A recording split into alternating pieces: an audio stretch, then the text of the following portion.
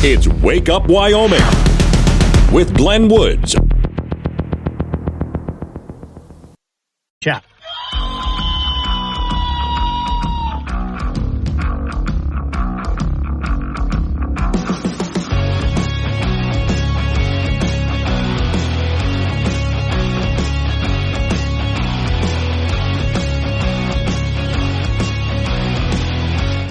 Six the time. It's a Thursday. It's Wake Up Wyoming. Thursday is, look, normally I say I can see the weekend from here. Hang on, stop the music a second. Here's what we're doing for Thursday. Thursday basically is a test for Friday, okay? So this is just act like today is Friday all day. It's a pre-Friday, if you will.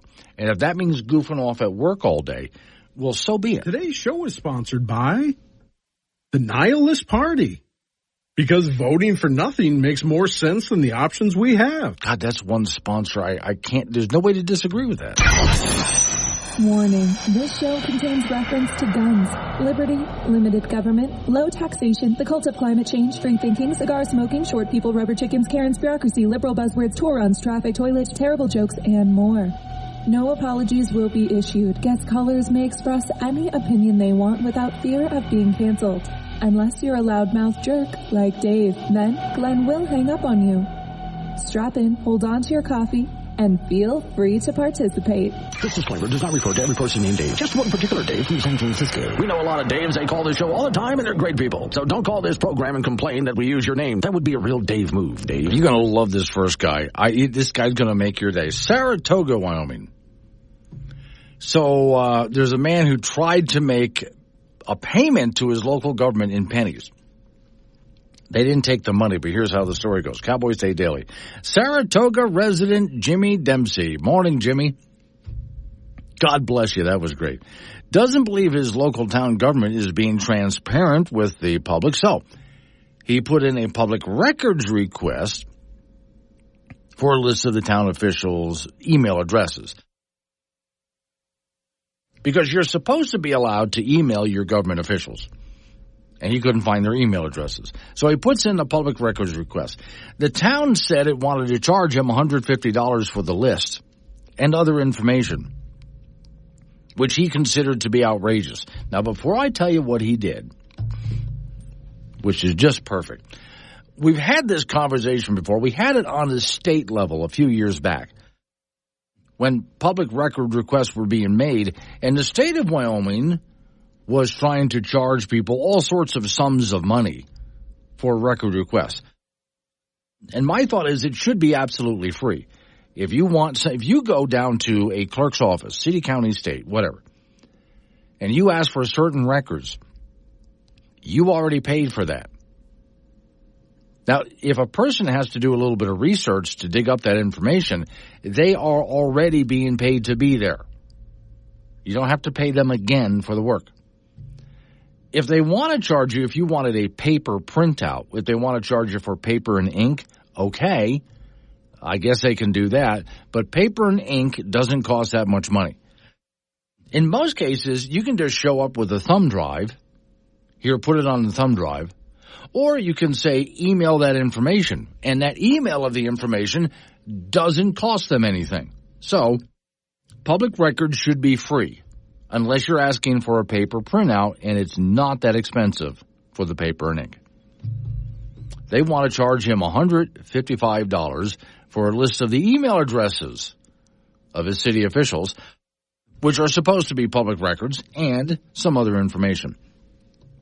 So Dempsey went to the Saratoga Town Hall with $155, all in pennies. Yeah, that's 15,500 of them.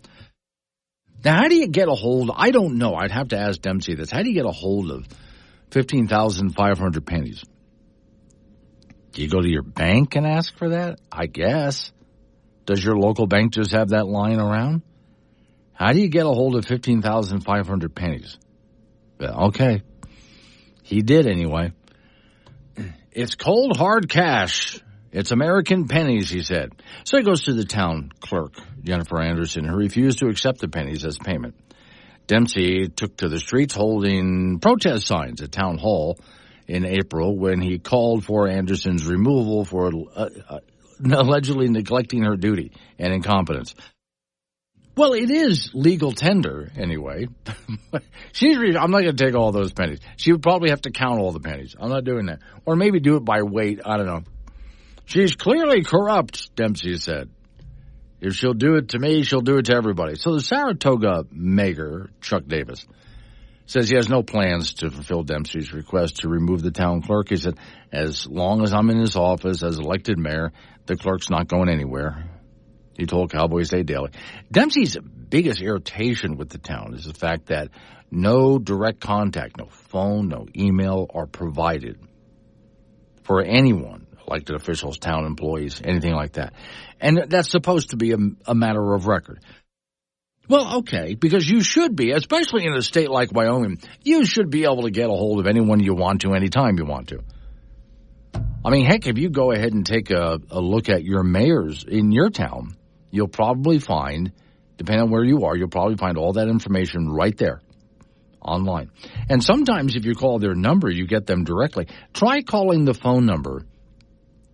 Let's take whoever represents you in the Senate of the Wyoming Senate, or maybe the House of Representatives in the state of Wyoming. Who's your representatives?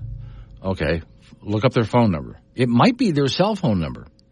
In some cases, it is. All right, so Dempsey made the request with the town for a few different items in early April originally, amounting to the total cost would have been $466 based on some questionable charges. And again, I still am of the mind that it shouldn't cost anything, but all right.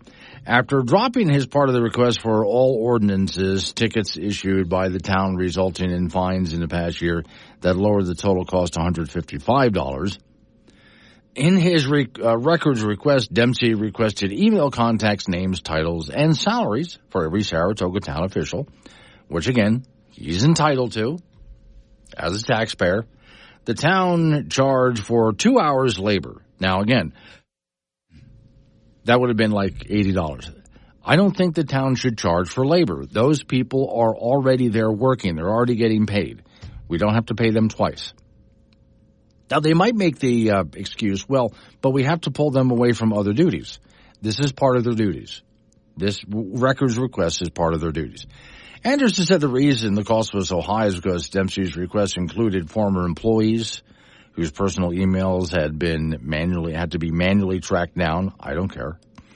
The town also charged 1.5 hours labor and total cost of $60 for providing Dempsey with a copy of its budgets for the previous 2 years. Normally, this type of information is readily available to a town clerk. Cowboy State Daily was able to find the town's 2023-24 budget on the town's website in less than 5 minutes. The town of Saratoga adopted its current fee schedule for public records requests in 2019, which the Wyoming State Ombudsman confirmed is legal, which, again, I would have that changed.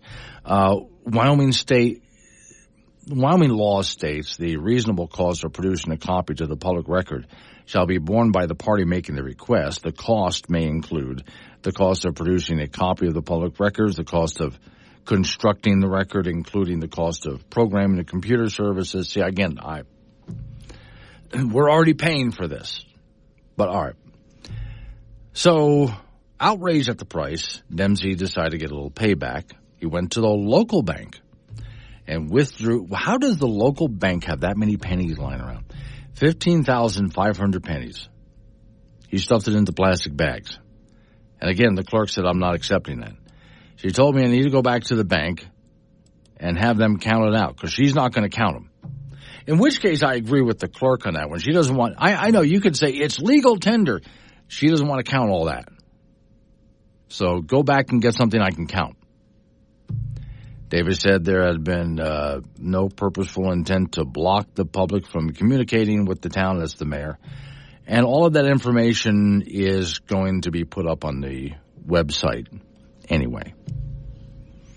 So, Saratoga is working on that.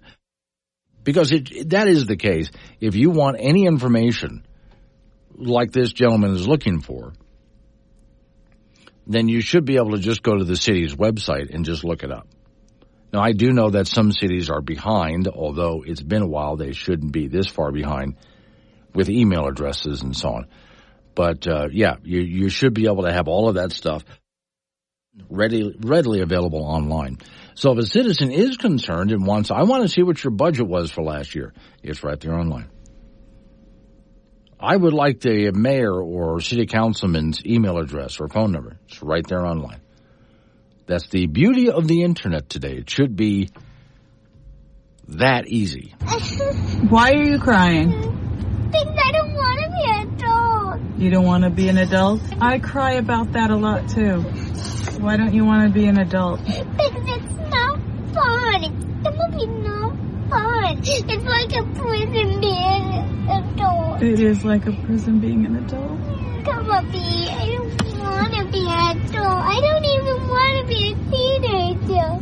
I just want to be a kid. Me too. Can I be a kid? No.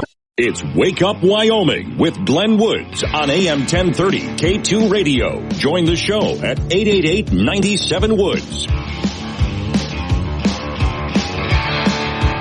6:24 is the time. It's Wake Up Wyoming. So if you're just joining me, Saratoga, Wyoming, this guy wants some public records, things like email addresses of public officials, past budgets, stuff like that. They want to charge him about $155 for the records request. So out of anger, he shows up with the money in pennies, which they refuse to take. And to be fair, the city of Saratoga is already putting all of this information online anyway. It just takes them a while to do it. But in defense of the gentleman who was irritated by Saratoga, it should not cost anything for a records request. That has been declared legal, but it shouldn't be. Because you're already paying people to be there. It doesn't cost them any extra money to go looking stuff up for you and providing it with you. We already pay people to be there and do this. So when they say, well, it's like cost an extra $80 for that employee, 2 hours worth of their work, don't you already pay them to be there? Well, it's pulling them away from other work. No, this is what they do. This is part of what they do. So Nicholas, who's, let me double check here where you're in Mills, you're in Casper. Simple Man is in Casper. And he writes, don't forget about the last Mills, Wyoming mayor. Try to do the same, who is now the current mayor, who tried to do the same to who is now the current mayor. But the clerk wanted to charge, I believe, about $30,000. Is public records, that's all. And that's where I look at it. They make up these charges. Oftentimes they do. And this was a big case a few years ago with the state of Wyoming, where people were trying to request records. And again, the state was saying, well, that's going to be, and they would name some outrageous amount of money. Which I always thought that was just to discourage people from trying to make records requests, which should be absolutely free. And all this information, past information, I know it takes a while to get all the past information online, but most information should be online anyway, which reminds me. So there's still a battle going on in Wyoming over public records in your newspaper. Now, some time ago, really the only way your city, to take example of that, your city or your county, could get public records information out was through your newspaper. I mean, they could have it printed themselves and mailed to everybody, but that would really be expensive. So instead, it's just much cheaper just to have it published in the newspaper, and a lot more, well, a lot faster and cheaper at the same time. And so that became a law. It's a law all over the nation. You want to see some kind of public notice from your local government, it's there in the newspaper, and they tend to, well, it depends on where you are as to how often they publish public notices. But newspaper in the paper form is becoming less and less of a thing. Online is the way people are getting their information. And for those people who say, well, I'm not online and I don't have one of those phones, you're less than 1% of the population. Okay? And you can certainly learn to do it. So my argument has been, let's take a local city in Wyoming, pick one, right? And the city has something that needs to be on public record. Well, they already have a secretary that's going to type that information up and put it on their website. So there it is. So save the money. So I think Mills was one of them. Bar None was another. And it might have been Midwest, maybe, but a few others, had put in a request, let's change the law. So if there's a public notice, it's just on the city's website. So the city doesn't have to pay for a newspaper that most people are not reading anyway. Now, the governor is behind still putting them into the local newspapers. The local newspapers still want it done because they make a lot of money off of that. But honestly, the best place to put public notices in today's modern times is just put it on the city's website or the county's website. And anybody who wants to look it up can go look it up anytime they want, and it's free. And it doesn't cost the city or the county any extra money to do that. And it certainly shouldn't cost you anything extra to go look it up for yourself. Just post it there. That's all they have to do. All right, coming up on some local news. After local news update on your weather forecast, which is improving. We're slowly working the way out of the gloom over the past few days. It's been good gloom, though. It's provided a lot of rain and a lot of snow up in our mountains. Then you and I get back into it again. And I'm sorry about this. I have a Hillary Clinton story.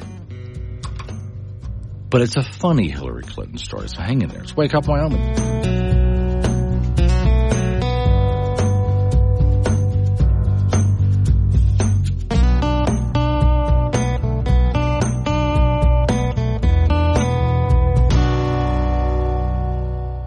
Take Glenn anywhere with the Wake Up Wyoming mobile app. Wake Up Wyoming with Glenn Woods on AM 1030 K2 Radio. 6:36 the time. Wake Up Wyoming Thursday. This is a practice test for Friday, just so you know. All right, it's been a while since I've done a Hillary Clinton story, and I mean this. The story that I have in front of me has a picture of Hillary, and she's got this big smile on her face.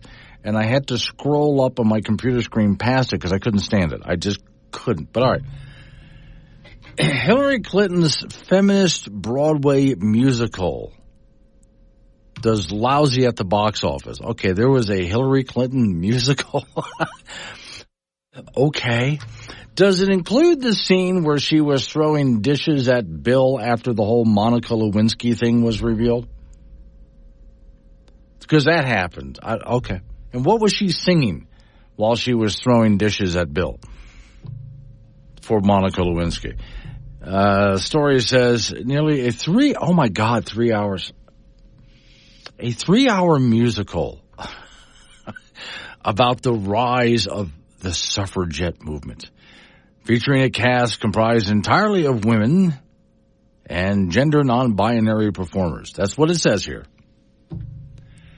Played to, it says a 81% capacity audience last week, but then it turned out to be like 78%. And well, I want to know if it's that many people, well, the theater was 78% full. How big is your theater?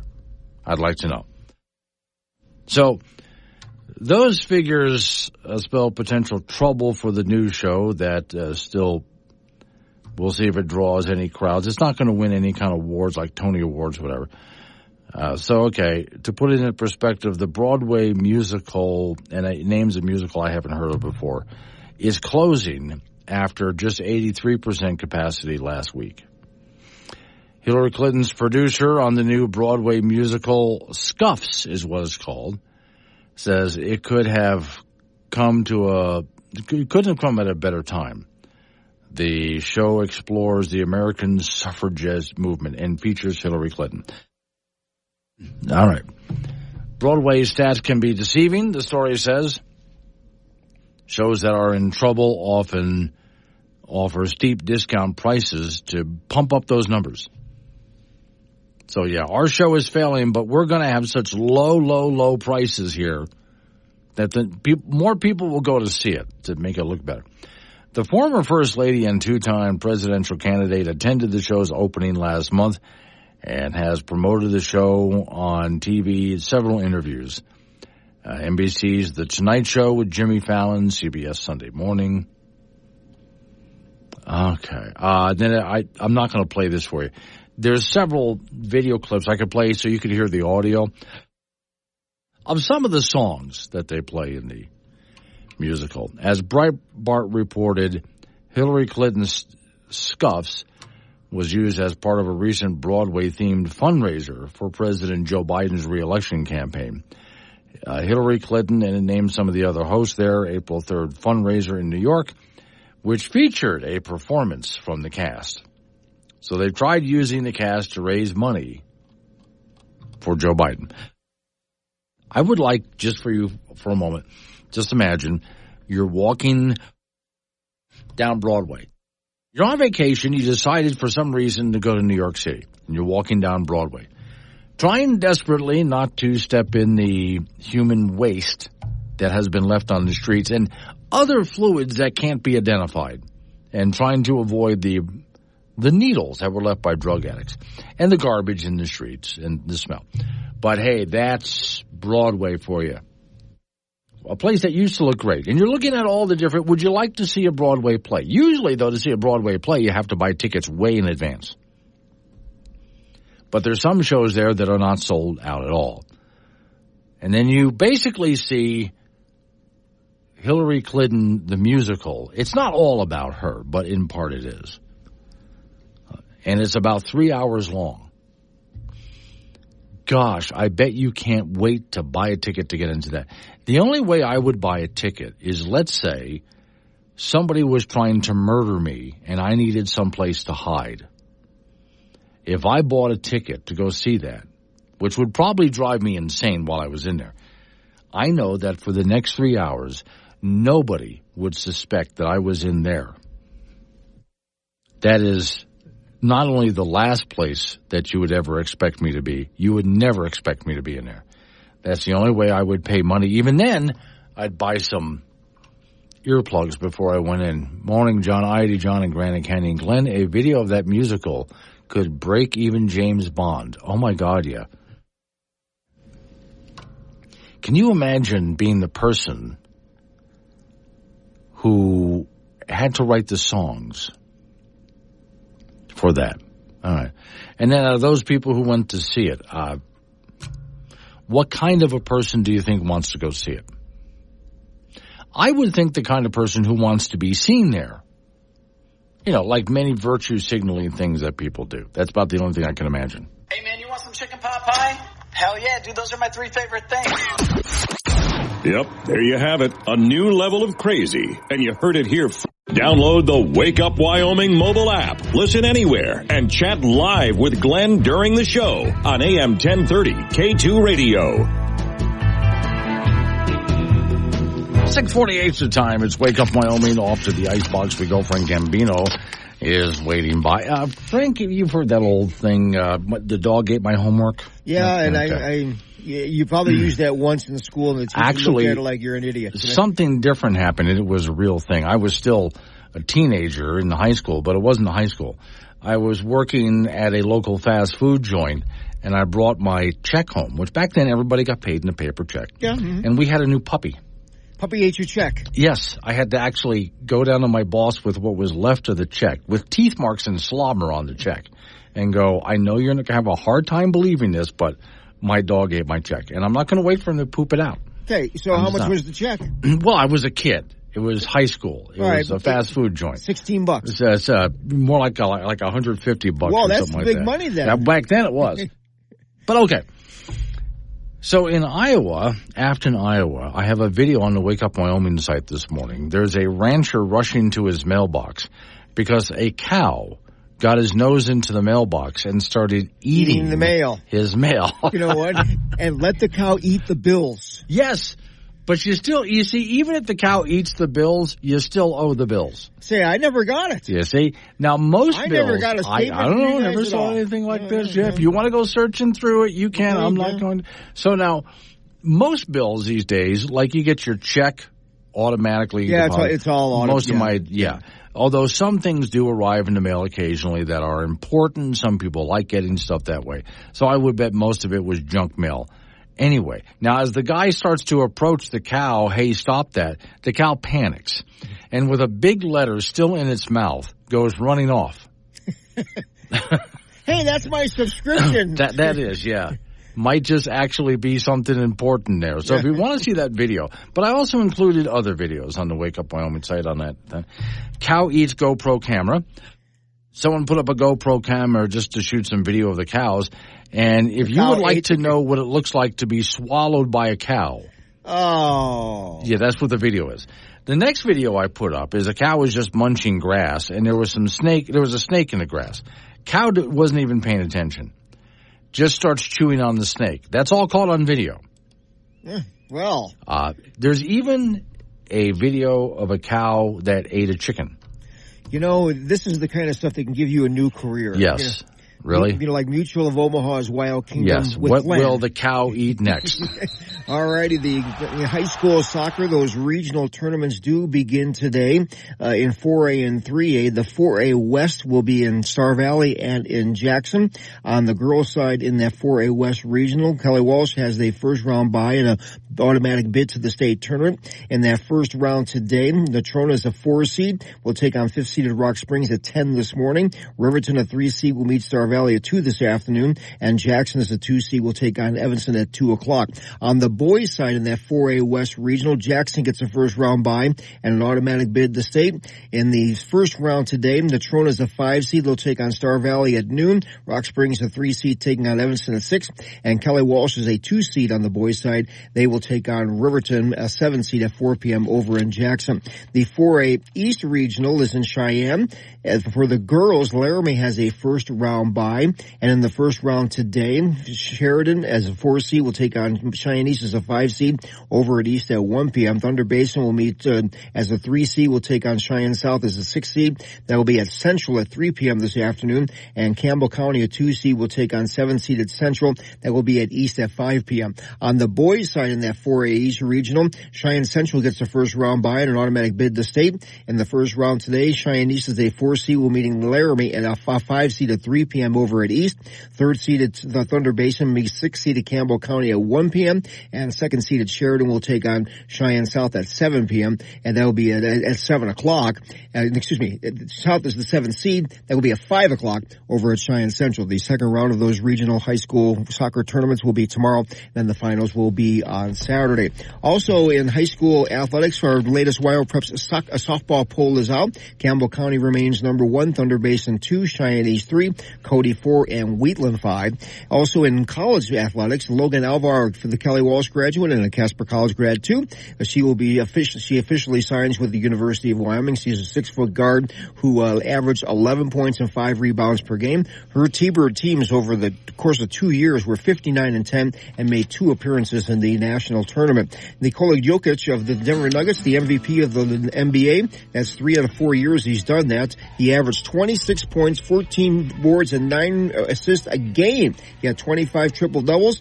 Better get it act together. The Nuggets will play at Minnesota tomorrow, and they are down 2-0 in that second-round playoff series. See, you said triple-double again. Now I want ice cream. Yes, triple-double, yeah. I just, I end up doing that. Triple-double would be 5 scoops? That sounds just fine. As long as I can balance them in the cone on the way out. 6. Yeah. Well, they got to be smaller, for the balance. Then they'll kind of lean. No skimping. Oh, okay. Skimping's not allowed. I just want to see the size of the ice cream cone that can carry all of that. Or is this a balancing act on the way out the door? Yep, yeah, pretty much. It pretty much is. All right, thank you, Frank. Coming on, some local business we got to take care of. We're going to roll into news time after that. And a weather forecast. Wake up, Wyoming. Hey, oh. Hey. Yeah.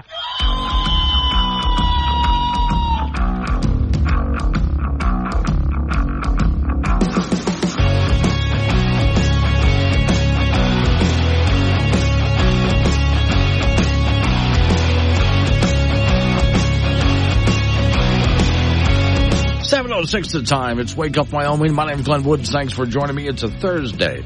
Today, I'm officially declaring as a practice run, a dress rehearsal for Friday. So you can go ahead and show up at work dressed casual. Tell the boss that I said you could do it. You're just practicing for pretending to work on Friday. Today's show is sponsored by the Nihilist Party. Because voting for nothing makes more sense than the options we have. God, that's just so true. All right, so couple of quick stories from the state of Wyoming that I wanted to go through. One of them Always have to be careful. It's a Wyoming public media story, so that's usually very left-leaning, but okay. 1 second for every life lost. University of Wyoming students hold a peaceful demonstration for the loss of life in Palestinian territories and Israel. I mentioned this yesterday. Okay, and as I look at the demonstration, not a whole lot of people are there. I mean, maybe, as I look at the pictures, like 20 people? Maybe more than that. It looks like about 20 people. And so they got out there in an area, spent some time out in front of the university holding signs and talking to reporters and so on and stating their point of view on this. The only thing I wanted to say about this was, because I'm not going to get into the Wyoming public media story, again, bias and so on. But I do appreciate that the students, whatever the point of view, whether I agree with it or not is not the issue, showed up and had a peaceful demonstration and spoke their minds, which they're entitled to do. Now, I'm not aware, did not see any outside agitators show up. I would just caution any students out there, there are outside agitators that are not from your college, and this is what they do. They show up looking for very naive people that they can go ahead and influence. And that's why there's been so much trouble at other universities, because of these outside agitators that will infiltrate your group. When you had something very peaceful to say, a concern, you want to voice your opinion. Again, it doesn't matter if I agree with it or not, or anybody else, you're allowed to do that. The problem at these other universities have been the agitators. And the agitators have been able to influence very naive students, which is what caused the trouble. All right. So thank you for doing that peacefully. Appreciate it. And if you had more to say and you want to go protest some more, go do that. Just keep it a peaceful demonstration, and there's no problem because you're allowed to speak your mind in America. All right, Natrona County okays another $600,000 to guarantee Salt Lake City flight. This is from Cowboy State Daily. Now, this is one of those things that we go round and round on. I've mentioned before that I'll use, if the flight's there, whether I like that it was subsidized or not, it's there. And so if I'm flying out of Cheyenne or I'm flying out of Casper, I am not going to go all the way down to Denver by car. All that distance, fighting all that traffic, the expensive parking.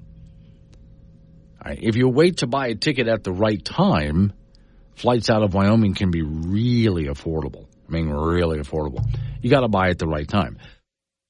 And it's not just Casper and Cheyenne. It's also, well, there's other towns around. Gillette's another one. There's other places that have flights in and out. But all right.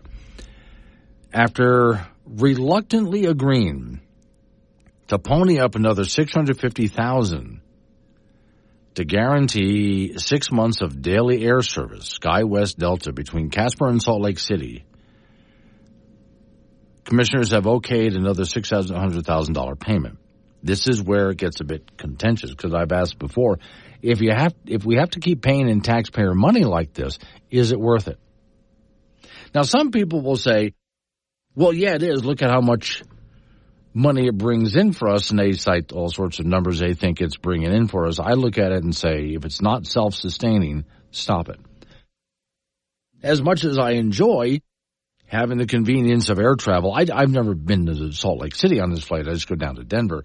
But as much as I enjoy having the access to airfare, why are we subsidizing it? It should be able to make it on its own. I said the same thing yesterday for those people who'd like to restart train travel in Wyoming. And right away, the first thing they said, in order to start it, is we might have to raise some taxes. The taxpayers are going to have to put up this much money to get train travel going in. Well, if there's not a market for it, then don't do it. All right. Natrona County Board of Commissioners, the story says, faced another request Tuesday to send another big check to the connection between the Oil City and Salt Lake City for another year.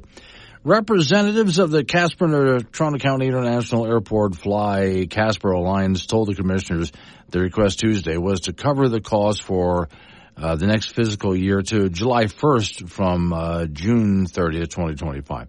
The County's contribution is $595,420, which is half of what it had been paying after giving the city Casper an ultimatum to help with their guarantee, or we're not going to do this anymore. And I think you understand how this works. The airline wants to make sure that it's making a profit.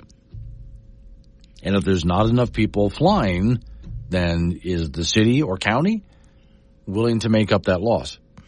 So from Cowboy State, the total cost for SkyWest early morning departure from Casper and late night return would be $1.98 million. He said the city of Casper has committed to $400,000 in its next fiscal year budget, and Advanced Casper Board approved $100,000 for the next payment. Fly Casper Alliance is working on raising another $100,000, which would leave the county's bill at $595,420. The state would pay 40% of the cost, $793,893. So instead of the 60% requirement this is a quote, instead of the 60% requirement that we brought before the county in the past, we are looking at 30% of the cost. That's good news. But no, I look at it as, that's still the taxpayer money. It's all still, whether it's city, county, state money, it's still all coming from us here in the state of Wyoming. Rick is in Cheyenne. Hello, Rick. Good morning, Glenn. How are you this morning? Good, sir. What you got? I am so with you on subsidies for airlines and railroads.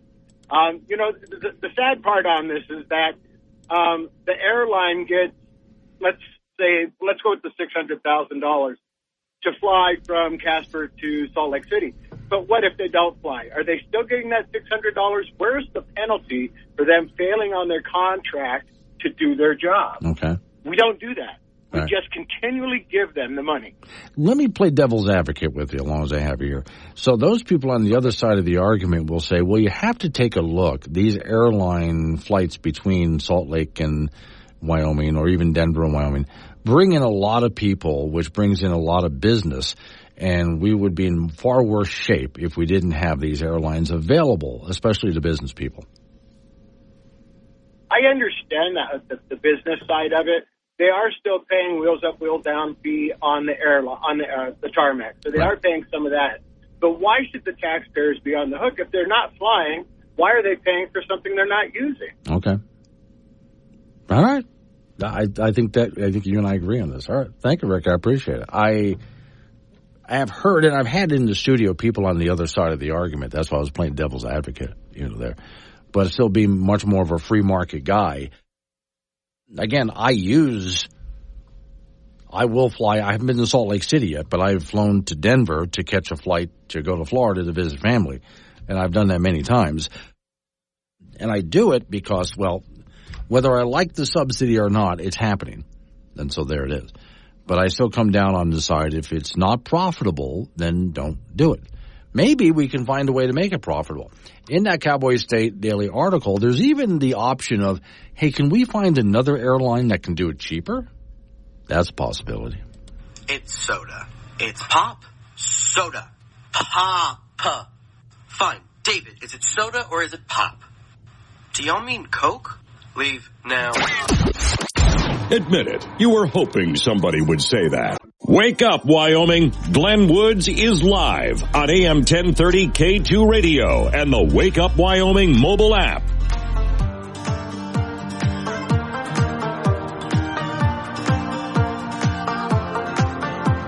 It's 7:21's the time. It's Wake Up Wyoming. All right, so people chiming in on this, so I'll go ahead and answer what they're saying. By the way, you can call the show, 888-97-WOODS, that's 888-97-WOODS, or quite a few people use the Wake Up Wyoming app, which you just download for free at your app store, and then you hit the chat option, send me text messages, and I'll go ahead and answer both on and off the air. So the question, if you're just joining, Natrona County just okayed another $600,000 guarantee for a flight in and out of back and forth Salt Lake City. All right. Now, that money also is city, county, and state are covering the total cost of this, which adds up to $1.98 million when you add it all up. All right, so the question I'm asking is this all worth it here? Because I'm a free market guy. I like the idea of the free market decides whether we're going to have air service. Even though I use it, it's there, it's subsidized. I don't like that it is, but okay, it's there. I'm paying for it. Might as well go ahead and use the thing. Well, here's some of the reaction I'm getting. Mike in Wheatland, Glenn, airlines fly both ways. They take out as many people as they bring in. The it's good for business argument has two sides to it. We are just trading money with wherever people are trying to fly to. So his point is, because, those people who will say, we're bringing business to Casper, Cheyenne, Gillette, Cody, other places like that by doing this. Because all those places subsidize their air travel. So there's people who would love to fly in to these Wyoming towns and do business. But, they're not going to land in Denver and drive all the way up. But if there's an airline to fly in, they'll fly in and do business. So he's saying, but what about people who are taking the money out? Well, okay. I guess that's worth considering, too, if they're taking a lot of money out to do business elsewhere. But I guess, wouldn't they be doing that anyway? I don't know. It's an interesting question. I would also like to know, because the argument's always made, with the people coming in to do business, we're making more money off of this. The town is considered to be more worthwhile to business people if it has airline travel in and out. So their opinion is it helps us in the long run. So we need to keep subsidizing it. My thought is, again, it needs to stand on its own 2 feet. Milo over there in Fort Danger with all the subsidies, he says, that means I should be able to fly for free in and out of Casper. Well, here's how this is supposed to work. So if all the seats are full, all these people flying in and out, and they're constantly booking the airplane, then they'll profit. The airline will profit, and there's no need for the subsidy. My understanding of it is the subsidy kicks in when there's not enough people on those airplanes. And I have gotten, since I use them, I have gotten on an airplane, let's say going to Denver to catch an adjoining flight, and the plane's about half full. I have rarely ever seen the plane even mostly full. It's usually about half full. My experience, anyway. I haven't taken the flight to Salt Lake City, but I would bet that's probably, if they're asking for all this money, that's probably the case, too. So, are there enough people using it? That's why, let me scroll on down to this part, another airline, Commissioner Dave North, asked if he was actively trying to get another airline to fly into the airport. North also wanted to know how much money SkyWest had taken from the payment that takes through the end of June. It was said to be about $612,182 for the last 3 months of the year. Commissioner Jim Milne, I think is how you pronounce it, thanked him for their work to recruit other airlines. He said, this is a full year, not 6 months, so it needs to be more palatable. Okay, so, quote, there's a lot of money out there that is being called for. I think we have other things we could better use it on rather than the airline, in other words. So, okay, this is a conversation that they're having. And I do think it's worth taking a look at. Are there other airlines that can do the exact same thing for less money? And it might not be a jet. I remember some years ago I was in Gillette, Wyoming, and I was going to fly to Denver to get a flight to fly to visit family in Florida. And the airplane that I got on was turboprop. In other words, 2 propeller-driven engines, and turboprop is not piston. It's basically a jet engine with propellers on it, but it's not a jet, in other words, even though it's a jet-type engine, if that makes sense to you. So, but anyway, there's propellers on the plane, and it was a smaller, louder plane. It's not as quiet and as smooth as a jet would be, but still, that was my flight. So, at the time, the planes flying in and out of Gillette were not what you're used to in the comfort of a nice jet. It worked. It was fine. We made it just fine. It was just a bit louder inside the airplane, and it was a bit smaller inside there too. But I thought, well, if this is what Gillette can afford, I mean, you would like to have a nice, big, smooth flying airplane, but if that's what they can afford to do, then just fine. So maybe you want to get an airline like that. And there are other airlines out there, smaller airlines that do these things. You don't always have to go with the big names that we have. So that's worth looking into as well. I also like the idea of maybe turning to, for those people who are in favor of doing the subsidy thing, of just saying to them, tell you what, we'll do your subsidy thing, but you have, and give them a deadline. You have this long to make it work. So I'm going to pick a number out of thin air. We'll let you do the subsidy thing for the next 2 years. And by the end of the next 2 years, this thing needs to be profitable and running on its own. And if it's not, then I guess we can't do that anymore. You had your chance. Because to constantly dump money into it year after year after year, and we're losing money on it, at some point that means shut it down. It's not good business. It's not good. Not just for the city, the county, the state, or the airport, to continue to fill that money hole up with buckets of money year after year after year for something that you don't have the market for. Even businesses understand this. Anybody who's in business, who runs a company, understands, especially if you're running a company that, let's say it's a restaurant chain, you have multiple locations. One of your locations is never making money. You're always subsidizing that location to stay open. Well, then I guess you better shut that location down because it's not being profitable. All right, coming up on some local news, after local news update on the weather forecast, and you and I get back into it again. 888-97-WOODS, the phone number, 888-97-WOODS. Don Day is going to join us at 7:45 live for your weather forecast. Because the system that we've been under, which has been good as far as wet is concerned, we've needed the wet. It's slowly going to start moving out. He's going to explain how that plays out and possibly a really nice weekend coming up, especially for your Mother's Day. It's Wake Up Wyoming.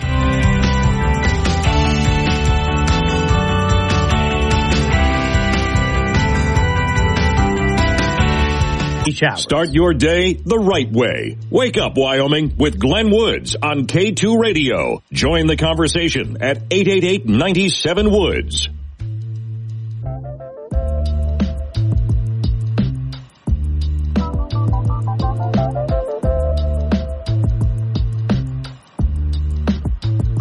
.36 the time, Wake Up Wyoming, Thursday, which I'm declaring Thursday to be a dress rehearsal for Friday. So you're allowed to show up for work as a casual Friday, right? And then just basically do nothing as much as you can all day. You're just practicing getting ready for Friday. Okay, go ahead, tell your boss I gave you permission for that. Mike is in Laramie. Morning, Mike. Wait a second, Mike. Hang on a second, Mike. There you go. I can hear you now, Mike. Morning.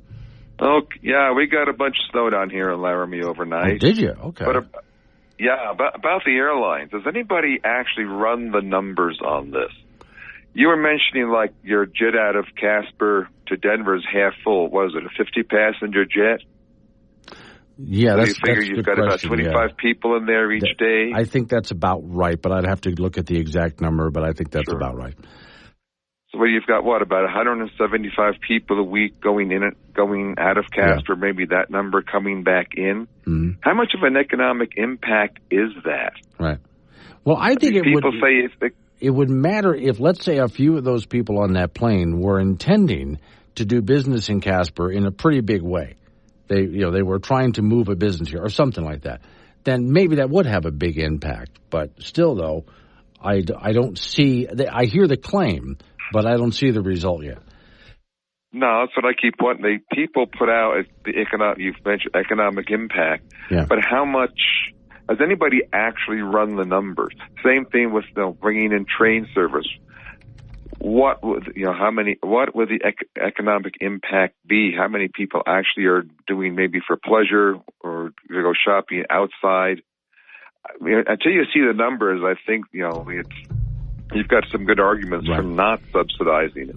And then someone up there you mentioned wants to bring in another airline. If one airline can't handle the business, how much would two airlines? Well, no, I mean bringing another as maybe substituting one for bring a cheaper airline. Substitute. Okay. Yeah, but now here's what I'd like though is if we're going to run the numbers, which we should, let's get somebody completely independent who doesn't really care about us to go ahead and look at those numbers, because the people who are currently running the numbers want the subsidies, so they're going to make sure those numbers look good. Let's make sure it's somebody who has no interest in any part of Wyoming whatsoever. Let them run the numbers and tell us realistically what it would be. That's a great idea, but will they do it? And of course, then how much is that going to cost for the study? Yeah. Usually those studies cost quite a bit too. These cost a lot of money. But even if you brought in a substitute airline, why aren't people? Why are the jets only half full? Is it because of the price, or people just aren't traveling that way? I don't know. Well, like I said, it's there whether I like it or not, so I use it. And I do find that the price is, if I buy a ticket at the right time, the prices are really good. So it makes it totally worthwhile to fly out and go down to Denver and get on an airplane to where I'm going than to drive all the way down. It's totally worth the cost. It's worth the cost, but again, it's a matter of numbers. Yes. Well, that's another thing I wonder about. Should my tickets, I wait until the ticket prices are low in order to plan my trips. Should the ticket prices, because some people, when the ticket prices are high, I'm not going to spend that much money to fly out of. Yeah, but that's what the ticket's actually worth when you think about making a profit for the airline. What? That's true. You've got to figure. Someone's got to also run the figures on the actual cost of providing an airline service or a train service, for that matter. Right. When you consider everything that goes into that, with the labor and the fuel and the maintenance and everything and landing fees, what is the actual cost of doing that? And maybe passengers traveling on an airline, say New York to Chicago, would essentially be subsidizing people traveling maybe from Des Moines to Chicago or someplace like that. Right. As you adjust the ticket fares. Well, what do you think about my idea that, for those people who want to continue the subsidies, we turn to them and say, here's 2 years worth of subsidies. You need to get this up and running in 2 years. If it isn't, we're shutting it down. It needs to be independent. That's your deadline. Go. Well, that's an excellent idea. You just, it sounds like people here in Wyoming just really couldn't care less about getting on an airplane or a train to go anyplace else. We're so used to driving in this state, and small town with long streets. Right. Well, I am glad. Just one last note for you. I am glad that I did a couple of times. I wanted to go Florida, and it was wintertime, and there was no way for me to drive to Denver because of the storm that had just come through. But I can fly over it. Oh yeah. Yeah, it made a huge difference there. So it's just really if enough people aren't going to use it. Yeah. Why aren't people using it? I guess is the big question there. Okay. All right. Thank you, Mike. Appreciate it. Mike calling in from Laramie where there's some snow. And see, Ray is in Green River. Morning, Ray. Snow in Green River and Rock Springs. Robin and Cheyenne. I should have said Cheyenne or DIA. Is that what you're talking about? Well, okay, hang on. Let me go back to your original comment there on that. Hold on while I back this up so I can see what they're saying. From Cheyenne, the tickets to Denver are too expensive, so most people just drive. Okay. Well, again, it depends on when you buy. Because I'm really good at waiting. I'm going to go visit my family when the price is right. I a couple of times, have flown from Casper to Denver to Tampa, back, round trip. Total cost $377. So, yeah, if you wait for the right time, if you're able to do that, or you can save a lot of money. The best talk show host in the state, within his price range.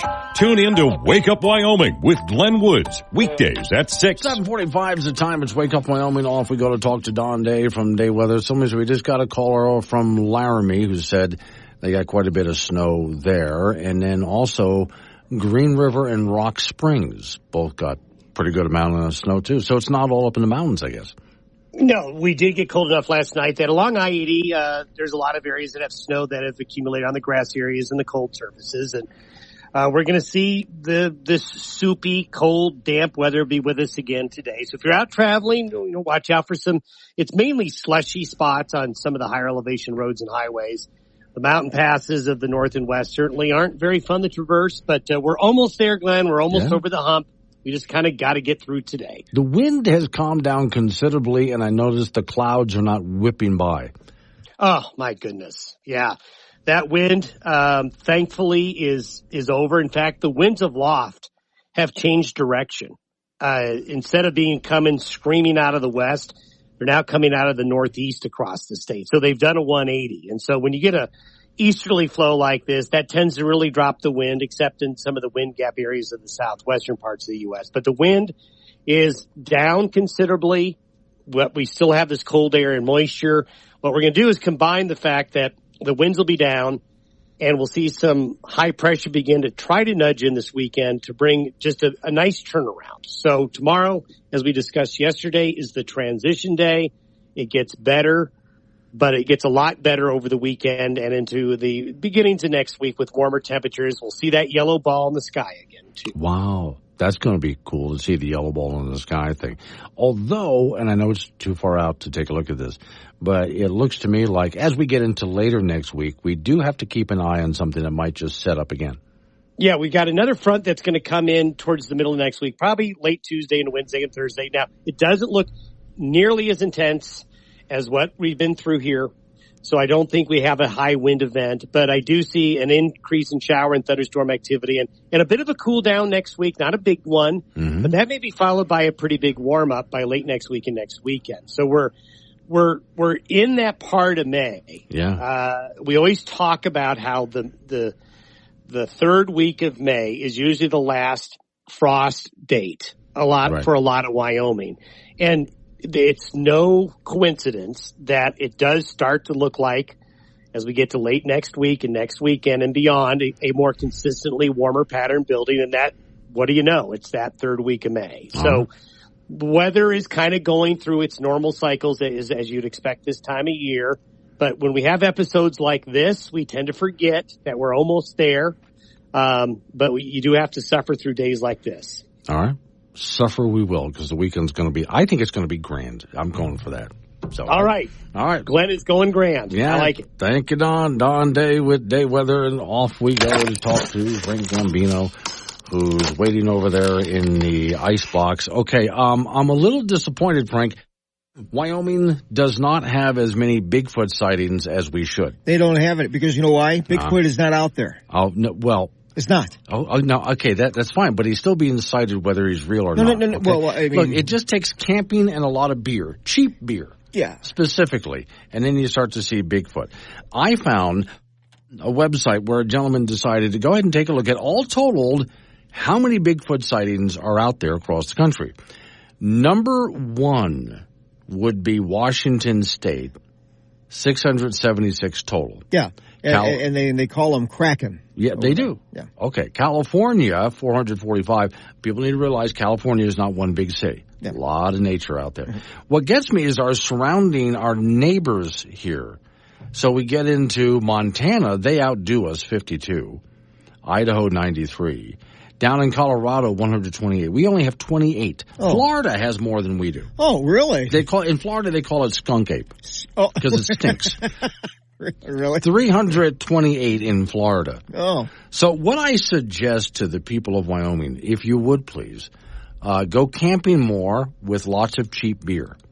You will see Bigfoot, whether he's real or not, it doesn't matter. Mm-hmm. And then we can go ahead and up our score. Because I always thought Wyoming would have a lot of Bigfoot sightings. And take a decent picture that, with good resolution and stuff, Frank, when you're drunk at 2 a.m. on cheap beer, you're not going to get a good picture. Oh, well, just ask him to sit down and have a beer with him. That would be, he probably does. In fact, one of my favorite Bigfoot jokes, Bigfoot walks over to a campsite, sits down, grabs a beer out of the cooler, pops it open, and looks at the guy sitting next to him and says, "No one is ever going to believe you."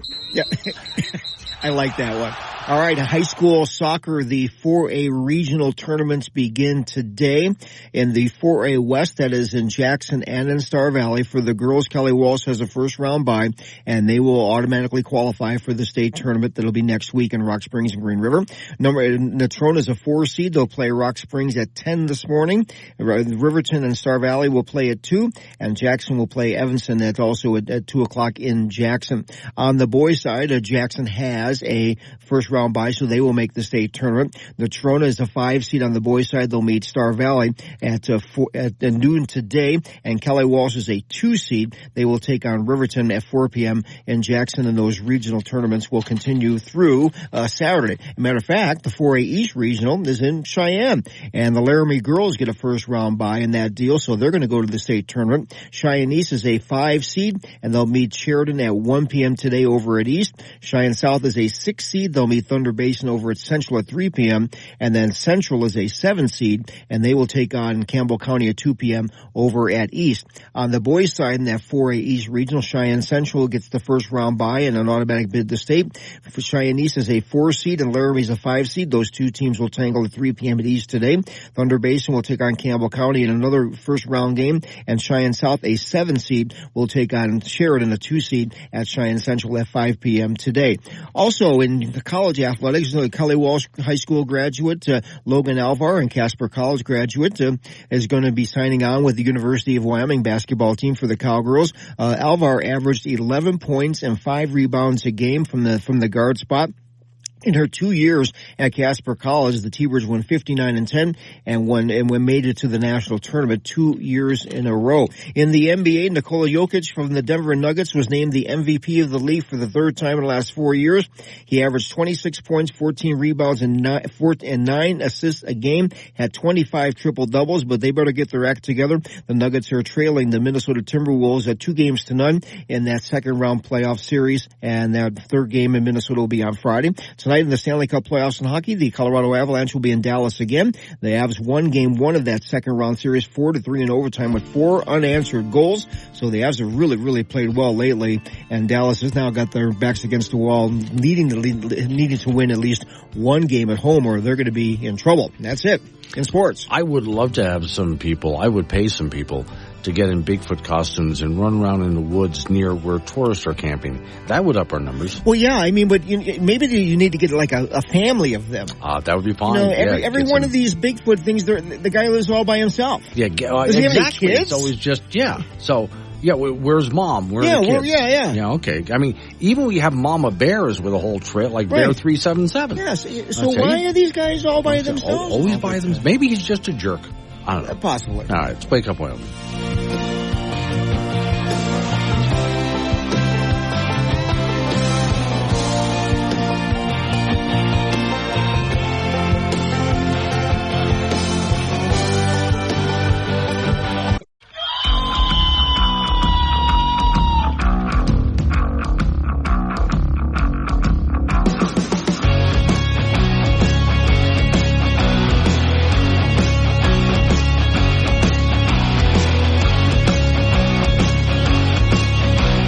Six the time. It's a Thursday, which is, I'm declaring it a dress rehearsal for Friday.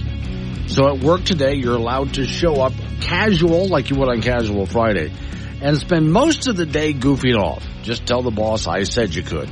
I'm sure he'll accept that as a reason. Today's show is sponsored by the Nihilist Party. Because voting for nothing makes more sense than the options we have. Oh, God, I just, and that kind of makes it anarchist if you think about it. Anyway, here comes the most dangerous time of the day on this radio program. I don't just give you open phones on Friday like a lot of talk show hosts do. I do it every day of the week at some point. This is that time. We're taking a huge risk here. Warning. Wake Up Wyoming is about to enter daily open phones. This means that anyone will be allowed to call in and talk about anything. I mean, imagine if we actually allowed you on air to say anything you wanted. Scary, right? Well, we're just that brand of crazy. If you are offended by what other people think, then maybe you want to tune out right about now. Just saying. If you should choose to call, just remember, the more funny and interesting you are, the longer Glenn will keep you on the line. Obnoxious jerks will be hung up on. Dave, all right, strap in, and let's do this thing. 888-97 Woods the phone number. That's 888-97-WOODS. You can talk about what I'm talking about. You can change the subject. Fine by me. I'll just kind of roll with the whole thing. So here's something I was given yesterday, and I had to think about it a bit and realize, Disney, this would be Disneyland. That would be the one in California. Disney receives key approval to expand California theme park. Now, as you know, Disney has gone all woke. So, they have to have new attractions, especially because they're in California. Like, for example, how about a special town? They always like making little towns, right? Homelessville, which would be great because as you walk through the streets of Homelessville, careful what you step on. And if you would like to do it the right way, we can just bring a whole bunch of homeless people into, we don't have to get paid actors to do this. And they can go ahead and try to hit you up for money, throw up in the street corner somewhere. I mean, it's your basic Homelessville, if you would like to experience it. Or maybe that's too close to home because if you step outside of Disney World in California, it's basically right outside. So maybe they don't need to spend money on that. How about the Screaming at the Sky Pavilion? That would be a good one for protesters out there. No, that kind of already happens there all over California too. How about the entitlement settlement? Oh, that'd be great. Entitlementville. I would love to see it. I would like to see, and this one, It's a Safe Space After All, would be, with the song playing in the background, would be a great place to go. Taxtown and Hall of Inept Presidents. That would be really good. What I would like to see, though, is the climate change ride. Well, no, if you think about it, if you have Disney World in California, and being all woke as they are, we go ahead and do the climate change ride. Which means, since we're in the end times, apparently, we can go ahead and have sea levels rising. As you head down, you want to put it on a boat, maybe? It's got to be apocalyptic. So you get on some boat that looks really questionable, and then as you go down the river, the sea levels rise, so the river rises. Glaciers melt around you. Things are on fire at the same time. You get to experience hurricanes and droughts and all sorts of other horrible mass extinction happening everywhere. In other words, all of the things that they said were going to happen with the cult of climate change would happen at this new Disney ride, because it's not happening in real life. It's all fantasy, which is what Disney World really is. I think that would be probably one of the best Disney houses and rides that they ever had. I would pay for the climate change ride. I'd probably go through more than once just for the laughs. So put on your respirator and let's fix that generator. And while we're out, we'll mend our fences too. See, I'm not afraid of dying. Just got reasons for surviving. I want one more day in the apocalypse with you. On that note, I just came across this headline. The era of cheap food is over. That's the headline. World Bank launches first global framework for agri-food emissions. Because agriculture causes a whole lot of emissions. Now, before I get into this is going to mean less food at higher prices. It was not socialism, but capitalism that gave us an abundance of food. According to the socialist believers, we were supposed to be out of food decades ago, and there was going to be mass starvations and billions would die. But, well, instead, what happened was the population boomed far beyond what was considered to be sustainable. There's that word sustainable again. And yet we're growing more food than ever before, and we have an abundance of food. If anybody is starving anywhere in the world, It's just because the food can't get to them. We have the food, but we have to get the food to them. And that's often political why that doesn't happen. But what made food so available? Petroleum products, in large part, and machines that run on petroleum products as well, made food much more available. Modern farming techniques, which rely heavily on petroleum products. Also herbicides and pesticides, which are primarily made out of petroleum products. That a good part of what made food so available to so much of the human population. But now here comes the cult of climate change and what they want to do to lower CO2 emissions and methane emissions. In order to do this, we're going to have less food. And what that we do have is going to be more expensive. Now, because of modern farming and ranching techniques, we should have, and we have had for a long time, very inexpensive food in abundance. For the longest time, walk into any grocery store in a modern society, and you have so much variety of food, so much abundance of food there. And it's really inexpensive. But because of the cult of climate change, we now are embarking on more and more expensive food and less of it. Story in front of me says, talk to anyone in the food and farming industry these days, and it won't be long before someone brings up regenerative agriculture, farming in a more nature-friendly way, reminiscent of pre-war practices. Well, if we go back to pre-war, they mean like World War II, World War I. If we go back to that, we had less food, and it was less quality food, too. And it was more expensive. But with our crops underwater, olive oil at the price of a decent bottle of wine, and chocolate supply under threat from, it talks about all the different things that have just jacked up in price. You've seen it when you go into the grocery store. Try buying a tub of butter these days. Globally, agriculture is responsible for about 20% of greenhouse gas emissions, they say, and is the biggest driver of biodiversity loss. We all need to eat, but with climate change undermining our ability. No, it's not undermining our ability. What's undermining our ability is those people who want to fight this idea of climate change. If they left it well enough alone, we could continue to produce an abundance of food at very inexpensive prices. But no. We're supposed to be reaching net zero, right?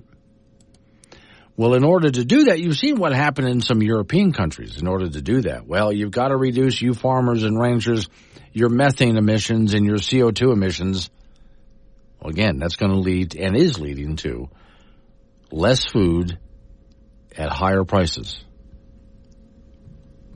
If we just keep doing what we were doing before, feeding the world has been easy compared to the way it used to be. And it's all because of capitalism and petroleum products that we were able to get this done. Let's not go down this road. Woke Radio, WOKE, broadcasting from Mom's basement until climate change floods it, which according to Greta Thunberg could be any day now, at which point we'll move up to the attic right between the TV antenna and that smelly steamer trunk. News and weather together at the top and bottom of every hour. This is Wake Up Wyoming with Glenn Woods on AM 1030 K2 Radio. 8:21's the time. It's Wake Up Wyoming. Phone number to get involved, 888-97-WOODS, 888-97-WOODS. You can change the topic if you want. That's just fine. So, I want to get into real quick the energy transition, because that's something we keep getting, it's pushed on us. Especially by the Biden administration. We have to get into the energy transition. And yeah, that's wind and solar and electric cars and stuff like that. But I suddenly started thinking about the energy transition in a completely different way. The energy transition is not so much us transitioning from, let's say you using your gas-powered car or your natural gas-powered stove or burning coal for electricity. It's more like transitioning that energy overseas. Because as America cuts back and as the UK cuts back on using this form, and some European countries have cut back on using coal, gas, and oil, other countries around the world have vastly increased it. We're just moving this overseas. If a factory, some company that manufactures something, they were, let's say, manufacturing here in the United States, but now energy is getting more expensive and less reliable because of wind and solar. So what do? They move to a place where energy is affordable and reliable. China, India, as examples. And China and India, to name two, are ramping up their use of coal and natural gas and so on. So to give you some numbers on this, I'm looking at some graphs in front of me here. More than half of the new global nuclear capacity is being built in China and India. Their coal fire capacity is growing 5 times faster than that. Think about what I just said. I'm looking at a graph here. More than half of the new nuclear capacity is being built in China and India. Their coal fire capability, China and India, is growing 5 times faster than that. They are building more coal plants than ever before. CO2 emissions. Japan, rather low. UK, rather low. Germany, yeah, okay. U.S., we've cut back. India and China, to name two, have vastly increased their CO2 emissions. Now, I say that that's good because CO2 is good for the planet, not bad. It's not a pollutant. It's not causing climate change. We've been through that before. But, see, India and China, just those two countries, there's others involved. There's African countries involved, too. But just taking India and China, they are pumping far more CO2 into the atmosphere than we are cutting back. So for every little bit we cut back, they pump far more in. How's that working out for the cult of climate change? Now, change in CO2 emissions in the 6 largest economies. And again, it shows India and China. You have to see the graph because we keep pumping out less and less and less. So does Japan, UK, Germany. But the other countries I just mentioned, wow, are they pumping a lot more. Let's see, from 2024 to 2022, global spending on wind and solar. Now, this is huge, too. When it talks about European Union and the United States, it shows we spend a vast amount of money on building new wind and solar. And yet, when you take a look at India and China and African countries, there's barely even a noticeable sliver. These are pie charts that I'm looking at. And there's barely even a noticeable sliver of how much they've added. But when you look at how much they've added for, again, natural gas and coal and so on, wow, a lot more. China and India are producing 8 times more electricity from coal than the U.S., and they're building more capacity all the time. Yes, I'll read that again.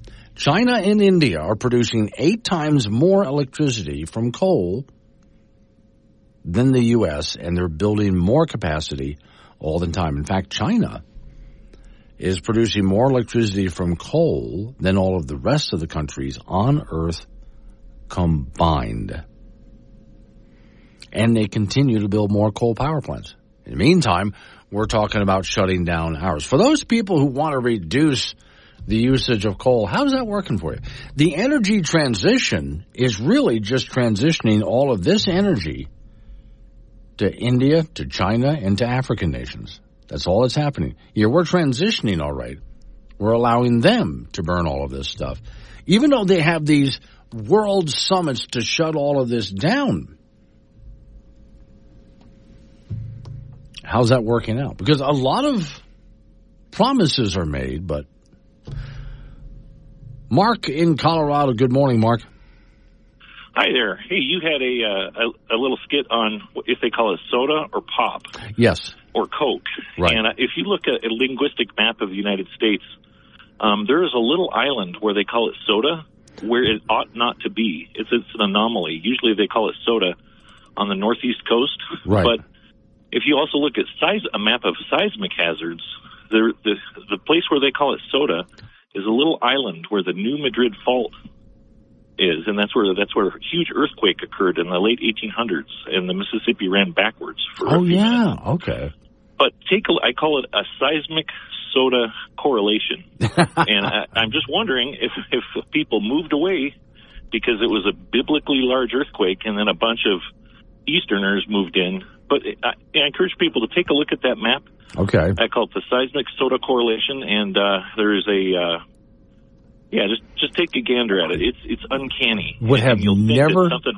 I would have never connected those dots. I picture your living room has a bunch of newspaper and magazine clippings with strings connecting them all.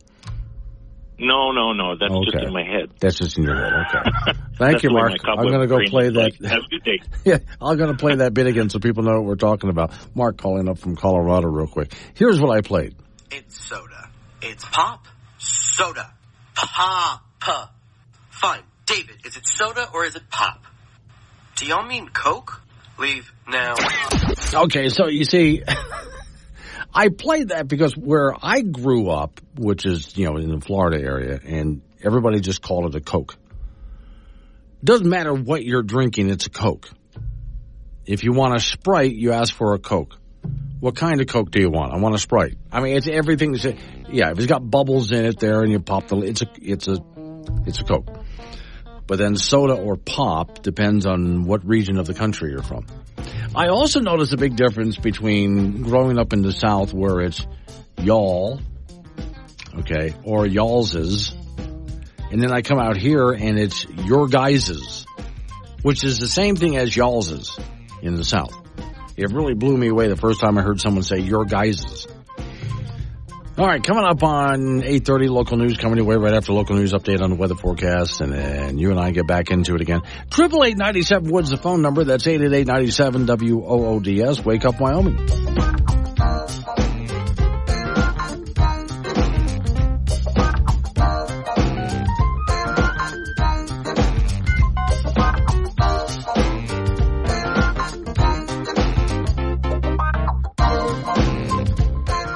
When you need to know quicker than the morning paper or the 5 o'clock news, you need Wake Up Wyoming with Glenn Woods. Mornings on K2 Radio.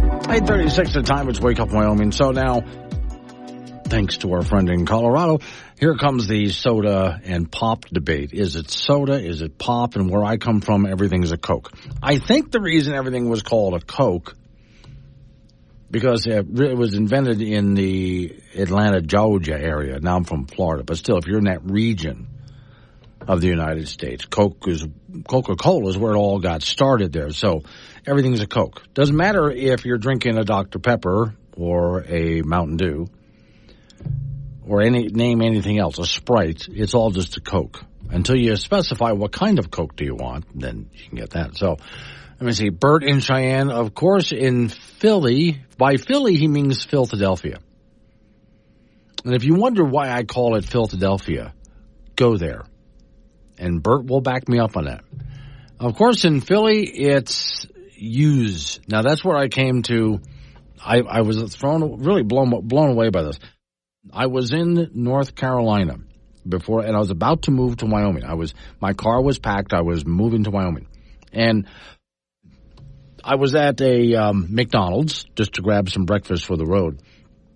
And the young lady behind the counter lifted up a to-go bag and yelled across the room, "Y'all's order is ready." And I always thought that was kind of funny, y'all's. Then when I arrived in Wyoming, I was in Gillette, and I had gone to a Burger King for breakfast. Still eating fast food because I had just arrived. I hadn't been settled yet, right? Same thing. Guy behind the counter lifts up a to-go order and says, "Your guys' order is ready." And I thought, your guys', y'all's. Interesting. What you really mean is your order. There's not your guys'. There's not y'all's. It's just your. All right, Well Whisper in Platte Rapids, Wyoming. That soda island is likely named for a geothermal soda. Okay. springs associated with the faulting. Look, don't ruin our fun, Well Whisperer. Okay? I mean, we're allowed to just talk about it as if it's because of some soda pop or something like that. And Chet and Yoder calls it pop. Kevin's in Douglas. Morning, Kevin. Yeah, good morning. I was just on your last comments about all the coal-fired power plants in China and India and that. Why don't we learn something from like OPEC and just dump a whole bunch of cheap coal into their market? Yeah. And then down the road, when they're depending upon us for coal, yeah, we can change their views with how much coal we deliver to them. I actually had a slightly different take on this. What I'd like to do is let's let India and China and these other countries burn all of their coal, and we won't burn any of ours. And then at some point, they're going to need coal, and we're going to have it all.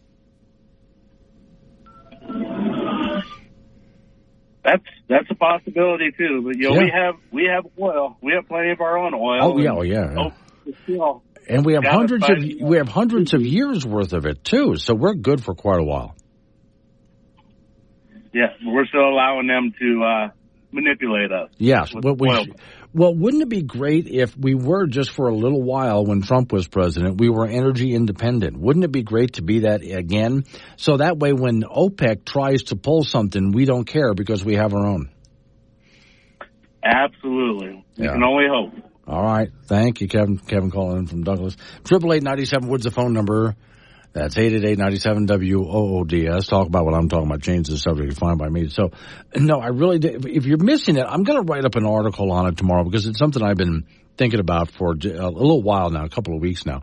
We keep getting told about this energy transition that we're in. And the Biden administration is really pushing an energy transition. What that really means is we're transitioning our energy overseas. The less we use coal, gas, and oil, the more China and India uses it, and the continent of Africa. They're using a lot more, too. And they make promises that they're going to cut back on this when we have these world climate summits, but they don't. They do just the opposite of that. We're just sending business overseas. That's all we're doing. We're not cutting. For those people who wanted to lower the carbon output, there is no lowering the carbon output. It's not happening. We're pumping out more than ever before because we're sending, and think about it this way. When we here in America, especially Wyoming, when we burn coal, we actually do it in a very clean way. Now, CO2 is not a pollutant. We don't need to sequester it. But as far as other actual pollutants, we do it in a very clean way. That's primarily steam coming out of those stacks. It's not smoke. Same with natural gas. But go to India, China, and those nations in Africa and watch the way they burn coal and natural gas. There's no filtering going on. They just toss it right in the burner. Now, that's real pollution. So if anything, you'd want to bring it back to the United States instead of shipping this overseas. All right. Real quick, again, 888-97-WOODS, the phone number. That's 888-97-WOODS. Or there's other people who are sending me text messages over the app. Just download the Wake Up Wyoming app at your app store. Hit the chat button. It's all free. Corey is in Nebraska, in Nebraska. It's called soda. If I said pop, my grandpa said, "Here, come here. I'll pop you." So I guess under threat of violence, Corey, you were told that you needed to call it a soda or you would get popped upside the head. Okay. Threat of violence apparently, obviously shaped his life. All right, real quick, let's head down to Colorado again. Denver illegal immigrants. It says migrants in the headline, but I'm not going to use that. They're here illegally. I do have a story, but I'll see if I can get it to real quick here. But there's a young lady who's suing her school because she used the term illegal immigrants, and they suspended her. But I'll get to that later. Denver illegal immigrants refuse to leave encampment and send the mayor a list of demands. Wow. That's kind of gutsy of them, huh? Okay, here's the story real quick. A group of illegal immigrants in Denver is refusing to leave encampments until the city meets its demands. They published a document with 13 specific demands before they acquiesced to the Denver Human Service request to leave the encampments and move to permanent shelters. So there are permanent shelters available? At the end of the day, what we do not want is families on the streets of Denver, said a spokesman for Human Services. The list sent to the mayor included requests for culturally appropriate food. Oh, they want fresh, culturally appropriate food. No time limits on showers and free immigration lawyers. The illegal immigrants insisted that if these are not met, they will not leave their tent city. Well, my answer to that is then just do to them what you did to the college students who were taking over college campi around the country and run them up. Okay. Further details of the demands read, migrants will cook their own food with fresh, culturally appropriate ingredients provided by the city instead of pre-made meals, rice, chicken, flour, butter, tomatoes, onions, etc. Shower access will be available without the limits that can be, and they can access them anytime they want. Medical professionals need to visit on a regular basis, etc., on it goes. All right, so now they're making a list of demands on you folks down there in Denver. And it's costing you a lot of money, by the way. I mean, a lot. This is what you get for declaring yourself a sanctuary city. It's easy to virtue signal and say you're going to be a sanctuary city. Then you got to actually do it. And that's when it gets hard. 8:45, wake up. Like a strong morning. Tasteless, but it'll get you through the day. Wake Up Wyoming with Glenn Woods.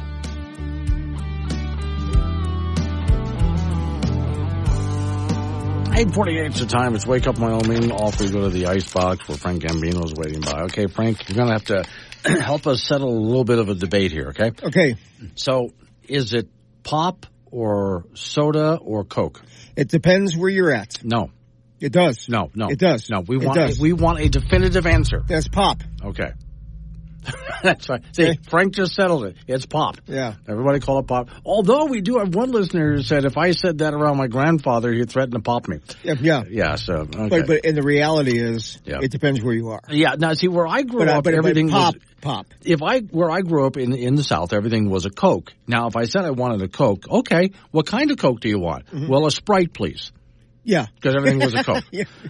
But then as I started to think about it, because I became very much a word person, I finally decided to call it a soda. Mm-hmm. You know, and then I can tell you what kind of soda I want, okay, but I would tend to call it a soda. But yeah, it really depends. And so out here in Wyoming, what do you notice most people do? You know, I think it's pop. Okay. I think that's what I tend to hear more than anything else is it's pop. Yeah. You know, and the other kind of, semantics of other things, it's like bags. Yeah. In some places in the grocery store, do you want a bag? Yeah. And here, do you want a sack? Yes. Okay. Now, I did notice, I told people this story a little while ago. I was in North Carolina when I was ready to move to Wyoming. I was at a McDonald's getting breakfast, and the young lady behind the counter held up a bag and said across the room, "Y'all's order is ready." Now, I came to Wyoming. That would be you. Yeah, I came to Wyoming, and I'm now at a Burger King, and the same thing happened, but this guy yelled, "Your guys' order is ready." Your guys'? Yes. Now, the answer to that, folks, is your order is ready. Yeah. Not y'all's, not your guys'. Your order is ready. And then a Chicago thing is use. Use, yeah. What are yous doing? Yeah, what are yous doing? Use. Yeah, see? Use guys. Yeah, use guys. Yeah, so okay. I kind of like listening to all the different colloquialisms. The worst I ever heard, and I'll explain this after your sports report, but this will give people something to think about. I was in North Carolina up in the mountains at a convenience store, and I heard one guy say to another, "Ozamaga?" Huh? Now, what did he say? Ozamaga? Ozamaga. Hang on. He's going to back up. Okay. All right, in high school soccer, the 4A regional tournaments begin today. The East for 4A will be in Cheyenne. On the girls' side, Laramie gets a first-round bye and a bid to the state tournament. In the first-round games today, Sheridan against Cheyenne East at 1 o'clock at East. East is a 5 seed. Cheyenne South is a 6 seed, and they'll meet Thunder Basin at Central at 3 o'clock. And Cheyenne Central is a 7 seed. They will take on Campbell County at 5 p.m. over at East. On the boys' side in the 4A East regional soccer, Cheyenne Central gets that first round bye and a bid to state tournament. Laramie and Cheyenne East will play at 3 o'clock in the first round match over at East. East is a 4 seed and Laramie is a 5 seed. Cheyenne South is a 7 seed and they'll take on second seeded Sheridan at Central at 5 p.m. The 4A West regional is in Afton for Star Valley and Jackson. On the girls' side, KW gets the first round bye. The Trona is a 4 seed and they will take on Rock Springs at 10 this morning. And then on the boys' side, Jackson is getting the first round bye, so they're going to state automatically. The Trona is the 5 seed, and they'll take on Star Valley at noon. Kelly Walsh is the 2 seed on the boys' side, and they will take on Riverton at 7 p.m. You're okay, so convenience store. That was fast. North Carolina, yeah, it was. Convenience store, North Carolina. 2 guys in front of me. Wazambaka. Okay, it took me a half hour. Frank, I struggled with it for a half hour. Here's what was being said.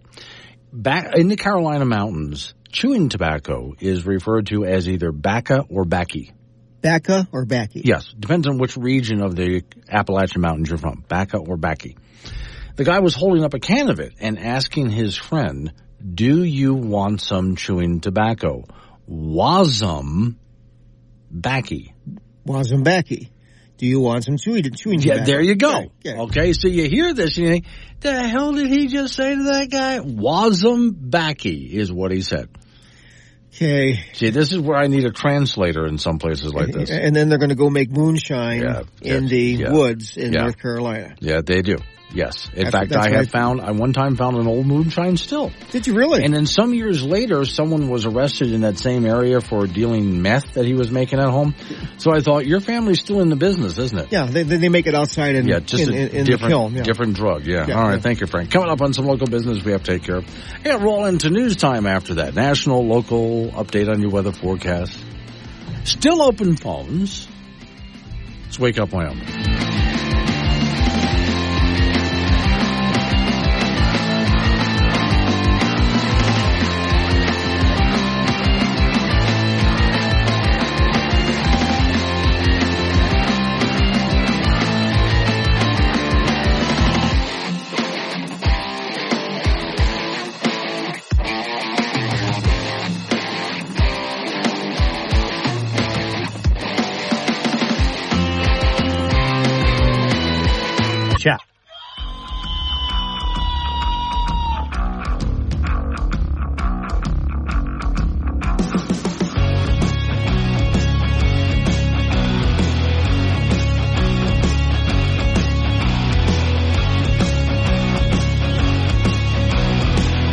9:06 the time. It's Wake Up Wyoming. My name is Glenn Woods. Thanks for joining me. I do have something really fun for you to listen to in the next segment about Stormy Daniels that's just going to blow you away. It's hysterical. But I'm going to hold on to that for just a bit. Let's get over something that we were talking about last hour. And it is also open phones. 888-97-WOODS, the phone number. That's 888-97-WOODS. You can talk about what I'm talking about, change the subject. Fine by me. I'll just kind of roll with the whole thing. Greg and Laramie. Greg, I heard you got some snow. Hang on, Greg. Hold on. There you go. Oh, I lost Greg. Okay, hopefully Greg will try back. I was talking about illegal immigrants. And in New Jersey, they spent about $7 billion yearly on illegal immigrants. Think about that. In New Jersey, the state of, they spend about $7 billion yearly on illegals. Now, I bring this up because in Colorado, down in Denver, there's a list of demands. There's a whole bunch of illegal immigrants that have just set up tents in the city. They're camping there, basically, in the parks, on the street corners, and they have a list of demands for the city. And a lot of it has to do with they want culturally appropriate food. They want unlimited shower time. et cetera, et cetera, et cetera. My answer to all of this would have been, you came into, I like the idea of people immigrating into this country, but we have a process for a reason. So don't sneak across the border illegally. If you do, you get nothing.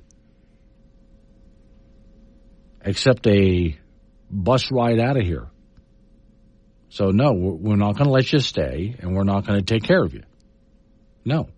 You need to come through using the proper channels. We have that as a system set up for a reason.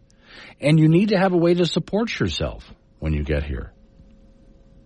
You don't just sneak across our border, then expect us to take care of you at great expense to ourselves. Absolutely not.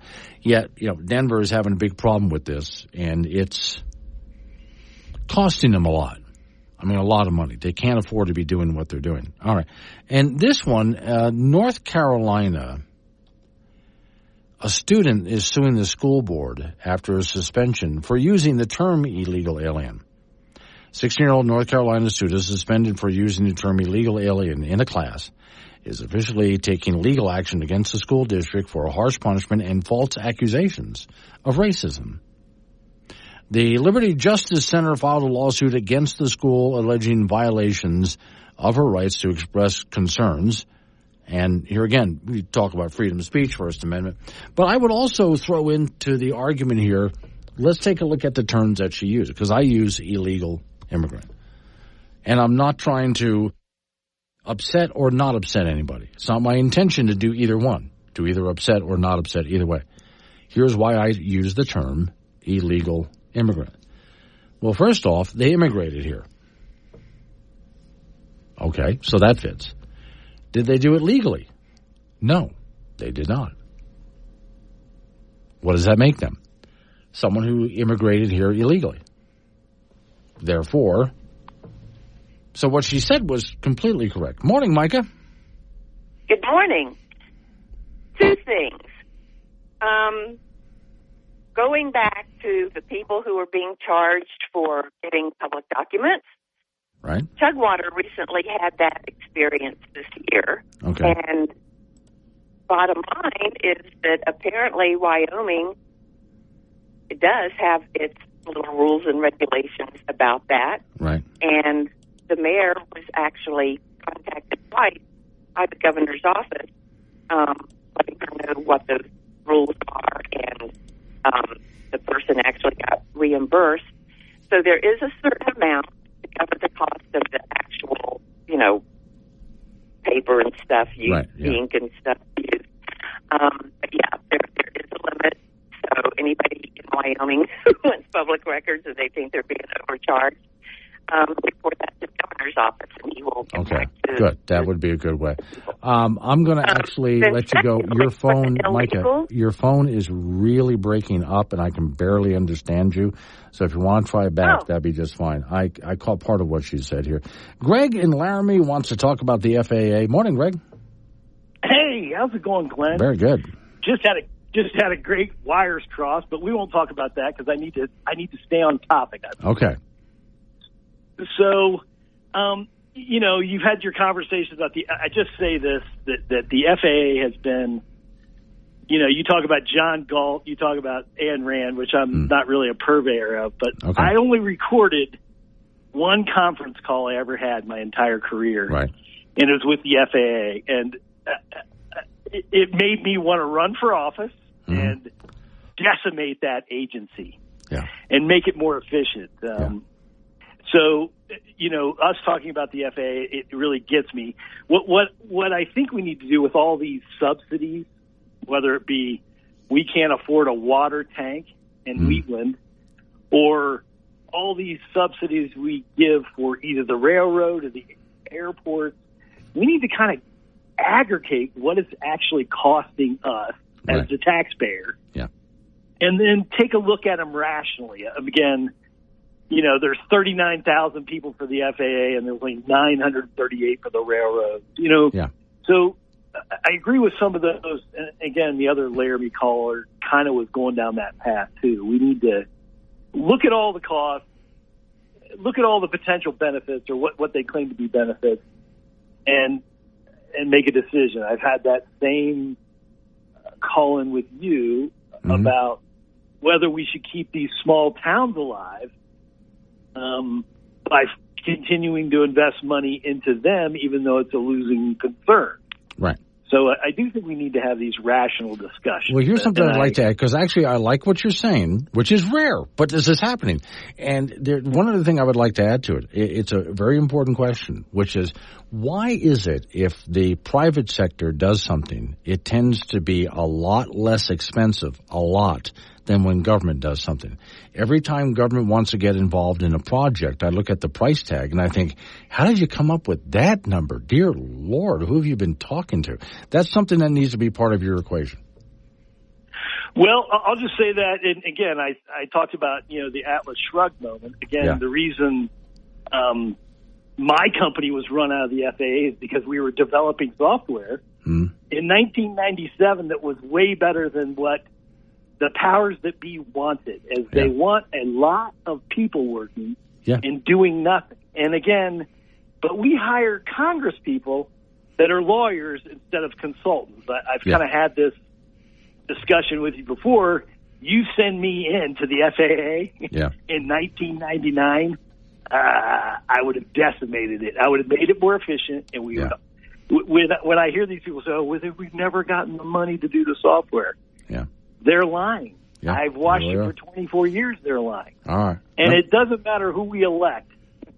They're lying. That's true. Large corporations like SAIC and Leidos and name the ones that are around the Beltway, and they're the ones that are the problem. All right. And Congress won't go after them. Let me go run back to talk to Mike again. Thank you, Greg. You back with me, Mike? Let's see how you sound here. Okay, am I better this time? Much better. Yeah, you're not crackling it up. Okay. So as far as the illegals go, we kind of forget about what we expected out of our illegals prior to this whole thing. Yeah. There are a lot of illegals that have been living here for years, but you know what? They pay rent. Yeah. They pay for their own food. They pay their own way. They just keep under the radar, and, that's wrong.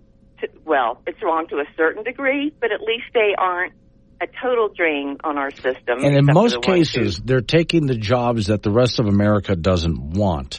Like they're out in the fields picking strawberries, and we don't want to do that. Yeah, and the ones that are coming over here now, they're coming over here on a vacation. Yeah. So, no. To me, in Denver, that property is either privately owned or it's owned by the city or whatever. Charge them rent, and if they can't afford that $5 a day to stay there, you're out. All right. I got to run to Mark in Centennial. Good morning, Mark. Good morning, Glenn. How are you? Good, sir. What you got? So went to the school board meeting last night just to ask people to run for school board. Okay. And the guy that assaulted me during a discussion about CO2 is part of the school board. I didn't realize that. Yeah. And then during the debate regarding parental rights, the legislature passed a law regarding parental rights, and the school board has to have their way to implement that.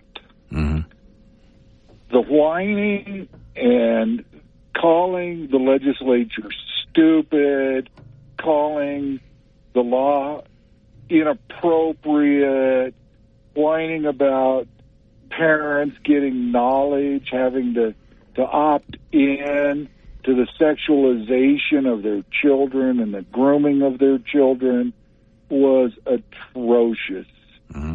And it went on for hours. Two actually who spoke against it voted against it. Others who spoke against it didn't vote against it. This is just them trying to get policies in place so they can follow the law. Right. And it was, parents shouldn't have the right to know what their children are being taught. It's kind of funny. Mary put Greg through to me instead of to you, and he told me how wonderful public schools are. Yet teachers and librarians are exempt from prosecution under the pornography laws. Right. And now this school board is whining about allowing parents to know what the curriculum is and how the curriculum is going to sexualize their children, and they have to opt in to allowing that. And now, tell me how great public schools are. Yeah. When school boards are so biased that they don't want to obey the law and call the legislature stupid, and that parents shouldn't have these rights. Yeah. So we lost a great teacher here in Centennial because he wouldn't teach certain things in the curriculum, and the parents came to him and said they don't want their children taught this. He went to the principal, and the principal was early retired. And he had to move and go to another district in the state because of that. So if there's anybody out there, I'm looking for people to run for school board. It's a free position, i.e. you don't get paid, and right now we're getting what we pay for. So if anybody out there would please, if you're even Greg, if you're a rational, knowledgeable human being that isn't so bent left that you can't turn right, I would appreciate you running for school board. Good people needed. All right. Thank you, Mark.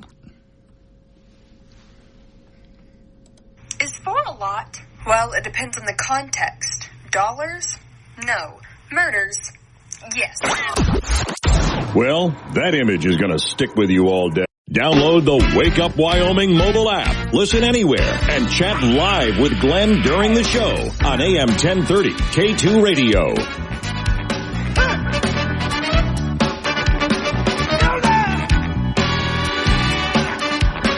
9:26 the time is Wake Up Wyoming. I got to get to this Stormy Daniels thing really quick. So I don't watch any of the news networks anymore. MSNBC, CNN, Fox News. I turned them off because they're not news anymore. It's talk television. Like this is opinion talk radio. They're opinion talk television. Oh, now and then they give you a little bit of a news segment, but mostly it's just panelists giving you their opinion. So let's go to the worst of them all. MSNBC. So, talk about a spin doctor. This host is watching Stormy Daniels walking into the courtroom to testify, which, as we all know, Stormy's testimony has absolutely nothing to do with this case. Not a thing. Nothing. Yet there she is testifying. No reason why. It's in no way germane to this thing. It just doesn't make any sense. But MSNBC has to try to spin it. So here's the host of here's the host of MSNBC describing Stormy Daniels walking into the courtroom. Well, the excitement and anticipation in the room hit a new high at 10:32 a.m. She entered wearing all black, as if on her way to a funeral. The loose-fitting, plain black clothing draping from her shoulders to her toes suggested the modesty of a nun. Modesty of a nun? The nun? makeup was minimal, the way she and the other moms in her neighborhood might look when shopping at the local grocery store. Moms in a the neighborhood? long blonde hair, held up with a clip at the back of her head, the way it might be in a utilitarian way while she was doing dishes. Oh, yeah, she's doing dishes. Checking one of the horseshoes on her horse. Okay. She later spoke of so proudly. When she walked by him, her face had the same expressionless, somber look that all the jurors always have when they walk by him. Sure. Okay, so like a nun. She was dressed like a nun. She's a porn star. She has spent her adult life getting paid money to do pornography. What the hell was that description? But that's MSNBC trying to spin this. And at that point, I figured the host of the show had spun his head so hard, it probably fell off and rolled across the floor during the commercial break. All right, coming up on some local news. After local news, update on your weather forecast, and you and I get back into it again. Another segment of Open Phones. 888-97 was the phone number, 888-97-WOODS. Wake up, Wyoming.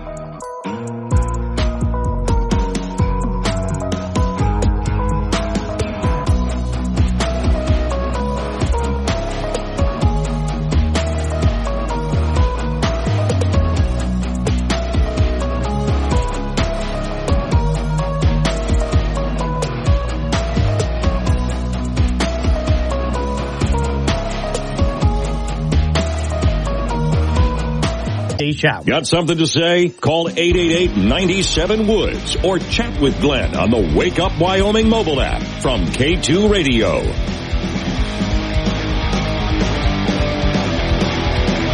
9:36 the time. It's Wake Up Wyoming. Okay, two things real quick here, and I haven't sorted it out yet, but I'll ask Miss Mary a little bit later on. So originally I tried to pick up a phone call from Greg, who is our very liberal friend from Laramie. And I got a busy signal, and I don't know what that was, but I thought, okay, maybe Greg will try back. When Mark Armstrong came on, and Mark is as the opposite of what Greg is, as can possibly be. Mark said, yeah, I ended up talking to Greg. And I'm thinking, what? Miss Mary sent me a note. Miss Mary says, somehow I put Greg online with Mark instead of sending them to you. And apparently it was a very entertaining conversation. Mark told me that he wanted to talk about 20 minutes ago when he called the first time. And I cannot, for the life of me, remember. Also, I let Mark know he would be holding on a while. Okay, I marked it pretty quick, but okay. So somehow or other, Miss Mary got her wires crossed there, and instead of connecting the two callers, the very liberal and the very conservative caller with me, she connected them with each other, and they had a conversation. I would have loved to have been able to listen in. In fact, I have potted up that conversation so the two of you could, so you out there, you could have heard the conversation between the two of them. One thing I will say, though, that is those two talked. Mark from Centennial is a very polite, well-mannered individual. And the reason Greg, as liberal as he is, ends up spending so much time on the air is because, unlike Dave from San Francisco, he's a very polite, well-mannered individual with a good sense of humor, so he stays on. I still would have loved to have heard that conversation. All right, now, Mike in Wheatland and I are having a bit of a disagreement. I had said that illegal immigrants do a lot of the work that Americans don't want to do. So for those who come here, I don't mind a work visa idea. I like that idea. They come here on a work visa and go. Just don't come here illegally. We have a filtering system for a reason. So Mike says, Glenn, to say illegal aliens are taking jobs American citizens don't want to do is a misrepresentation of the truth. What you should be saying is that illegal aliens are taking jobs American citizens aren't willing to do because of rate of compensation. Well, here's compensation. I think Mark has part to do with it, but not entirely. Growing up in Florida, as I did, Florida is a very agricultural state. You know, for the longest time, I don't know about now, for the longest time, Florida was the number one cattle producing state. A lot of people don't know that, but it was. I don't know if it still is, but it was for the longest time. Also, when you see, let's say, the Kentucky Derby run, most of those horses are raised just south of Gainesville, Florida, around the Ocala area.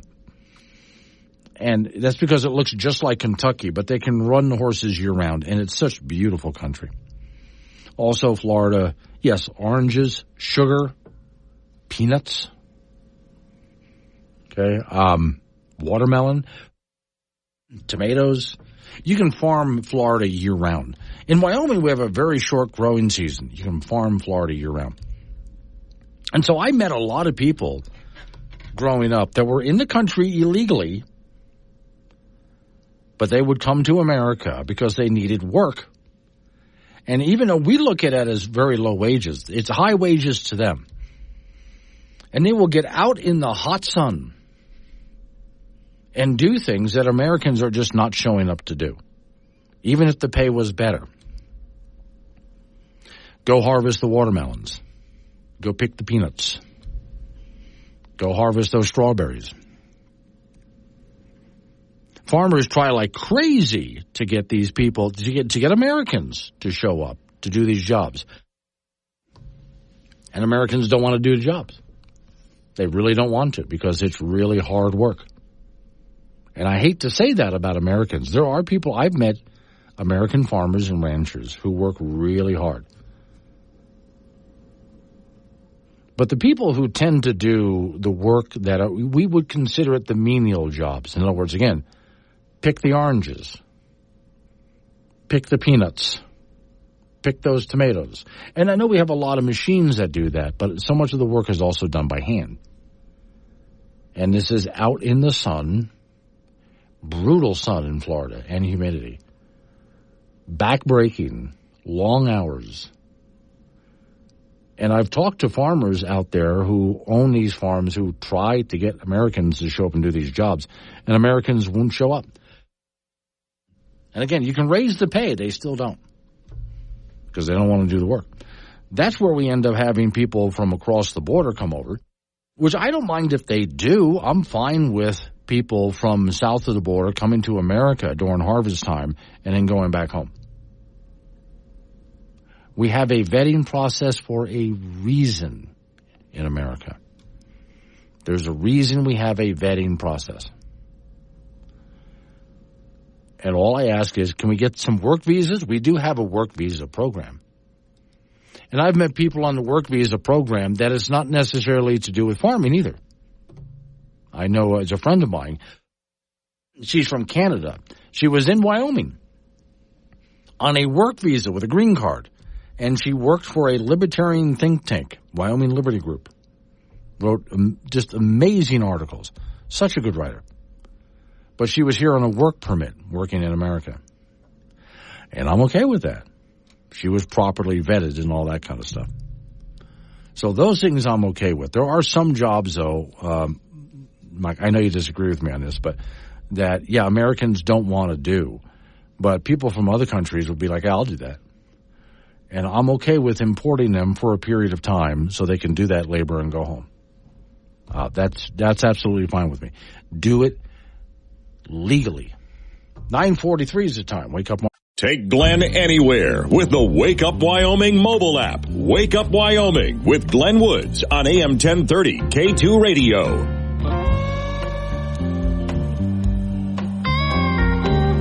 9:48 is the time. Wake Up Wyoming. Off we go to talk to Frank Gambino, who's over there in the icebox. So, okay, Frank, name a few things I'm going to do here that you have seen when you're much younger, but maybe not so much anymore, maybe. Okay, let's go with it. Big League Chew bubblegum. Yes. Okay, do you still see it? Used to come in those big bags. Yes, just like real tobacco chew did. Yeah, okay. I haven't seen it. I haven't really looked for it, but I do remember it. Lucky Strikes candy cigarettes. Yes, I remember those. Okay. Yes. Yeah. And I have seen those in some stores that sell novelty items. Oh, yeah, like, okay.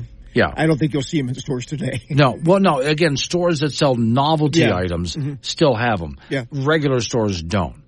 And then there were other fake cigarettes that were King Line, Estate, and Kings. Yes. All right. These, again, I've seen in novelty stores. The bubblegum cigars. Bubblegum cigars. Looks just like a cigar, but it's bubblegum. I vaguely remember that. Okay. Vaguely. Okay. Then there's some other kind of candy, and I'm forgetting what kind. It's like a licorice thing, but it's shaped like a pipe. Oh.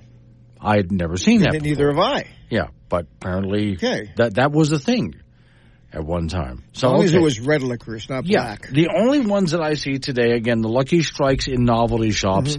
I have not seen Big League Chew anywhere unless somebody can correct us, because they didn't want kids getting into chewing tobacco. And again, a few novelty shops with the bubblegum cigars, which is kind of fun, Frank, because the cigars are not colored like cigars. They're like green and yellow. Oh, okay, and so on. yeah. But they're cigar shaped and even have a cigar band.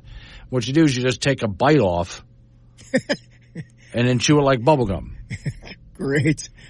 Yeah. I like that idea. Yeah. And then the parents will go, yeah, that's right. Wait, you say the parents, why didn't I get some? Yeah. Yeah, okay. Yeah, give me a heater. Sure. Yeah, okay. Now, and I remember back when I was in school as a kid, you might see, I remember elementary school.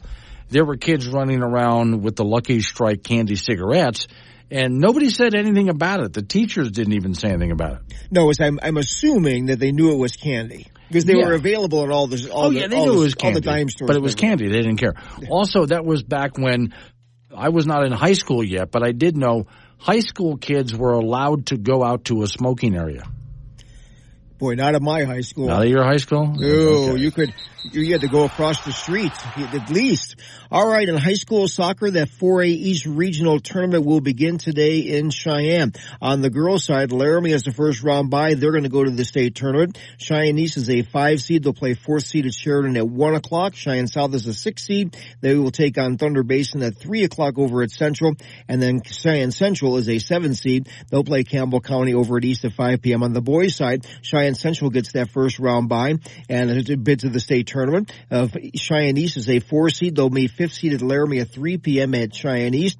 And also Cheyenne South at a 7 seed will take on Sheridan, a 2 seed, at Central at 5 p.m. and that runs through Saturday. Same thing with the 4A West Regional Soccer Tournament that is in Afton and in Jackson. On the girls' side in this tournament, Kelly Walsh gets a first round bye and a bid to the state tournament. The Trona is a 4 seed. They're going to take on Rock Springs at 10 this morning. On the boys' side, Jackson is getting their first round bye and a bid to the state tournament. And the Trona is a 5 seed. They'll take on Star Valley at noon. And Kelly Walsh is a 2 seed. And they will meet at Riverton at 7 p.m. Our latest WyoPreps.com softball poll is out. Campbell County remains number 1. Thunder Basin 2. Cheyenne East 3. Cody 4. And Wheatland 5. College athletics, former Kelly Walsh star and Casper College star Logan Alvar has officially signed with the University of Wyoming. Alvar averaged 11 points and 5 rebounds a game, and her 2 T-Bird teams combined went 59-10 over a course of 2 seasons, and they also appeared in the national tournament twice. In the Stanley Cup playoffs in hockey, the Colorado Avalanche, they'll take on Dallas tonight in Texas in Game 2 of that second round playoff series. The Avalanche won Game 1 4-3 in overtime with 4 unanswered goals. And if anybody really cares, the Colorado Rockies baseball team did lose again. They lost to San Francisco yesterday 8-6. The Giants had 6 runs in the 7th inning. Charlie Blackmon had 2 hits and 2 RBIs for Colorado, who stood at 8-28 on the year. That's it in sports. 8-20. God. Terrible. Yeah. Awful. Okay, yeah, 8-20. Okay. Well, so can we say that the 8 games they won were flukes? I think anything anything in the W column for them is a fluke. But I think I'm going to try to go down there for like Memorial Day weekend and catch a game or two. Okay. Just kind of hang out. Okay. So you'll be rooting for them or the other team? I just want to sit and watch the game. Okay. I don't really root for anybody. For $1.50. I'm a big spender, you know. Yeah, really. And free parking. Yeah, pretty much. Which is down the block and they got to walk uphill. I know that's exactly right. Yeah. All right. Thank you, Frank. Coming up on some, it's a good, the advantage of the Rockies sucking so much is that now the games are really affordable. And so are hotels and parking right up front next to the stadiums free. I guess. I don't know. Coming up on some local business we have to take care of in news time. It's Wake Up Wyoming.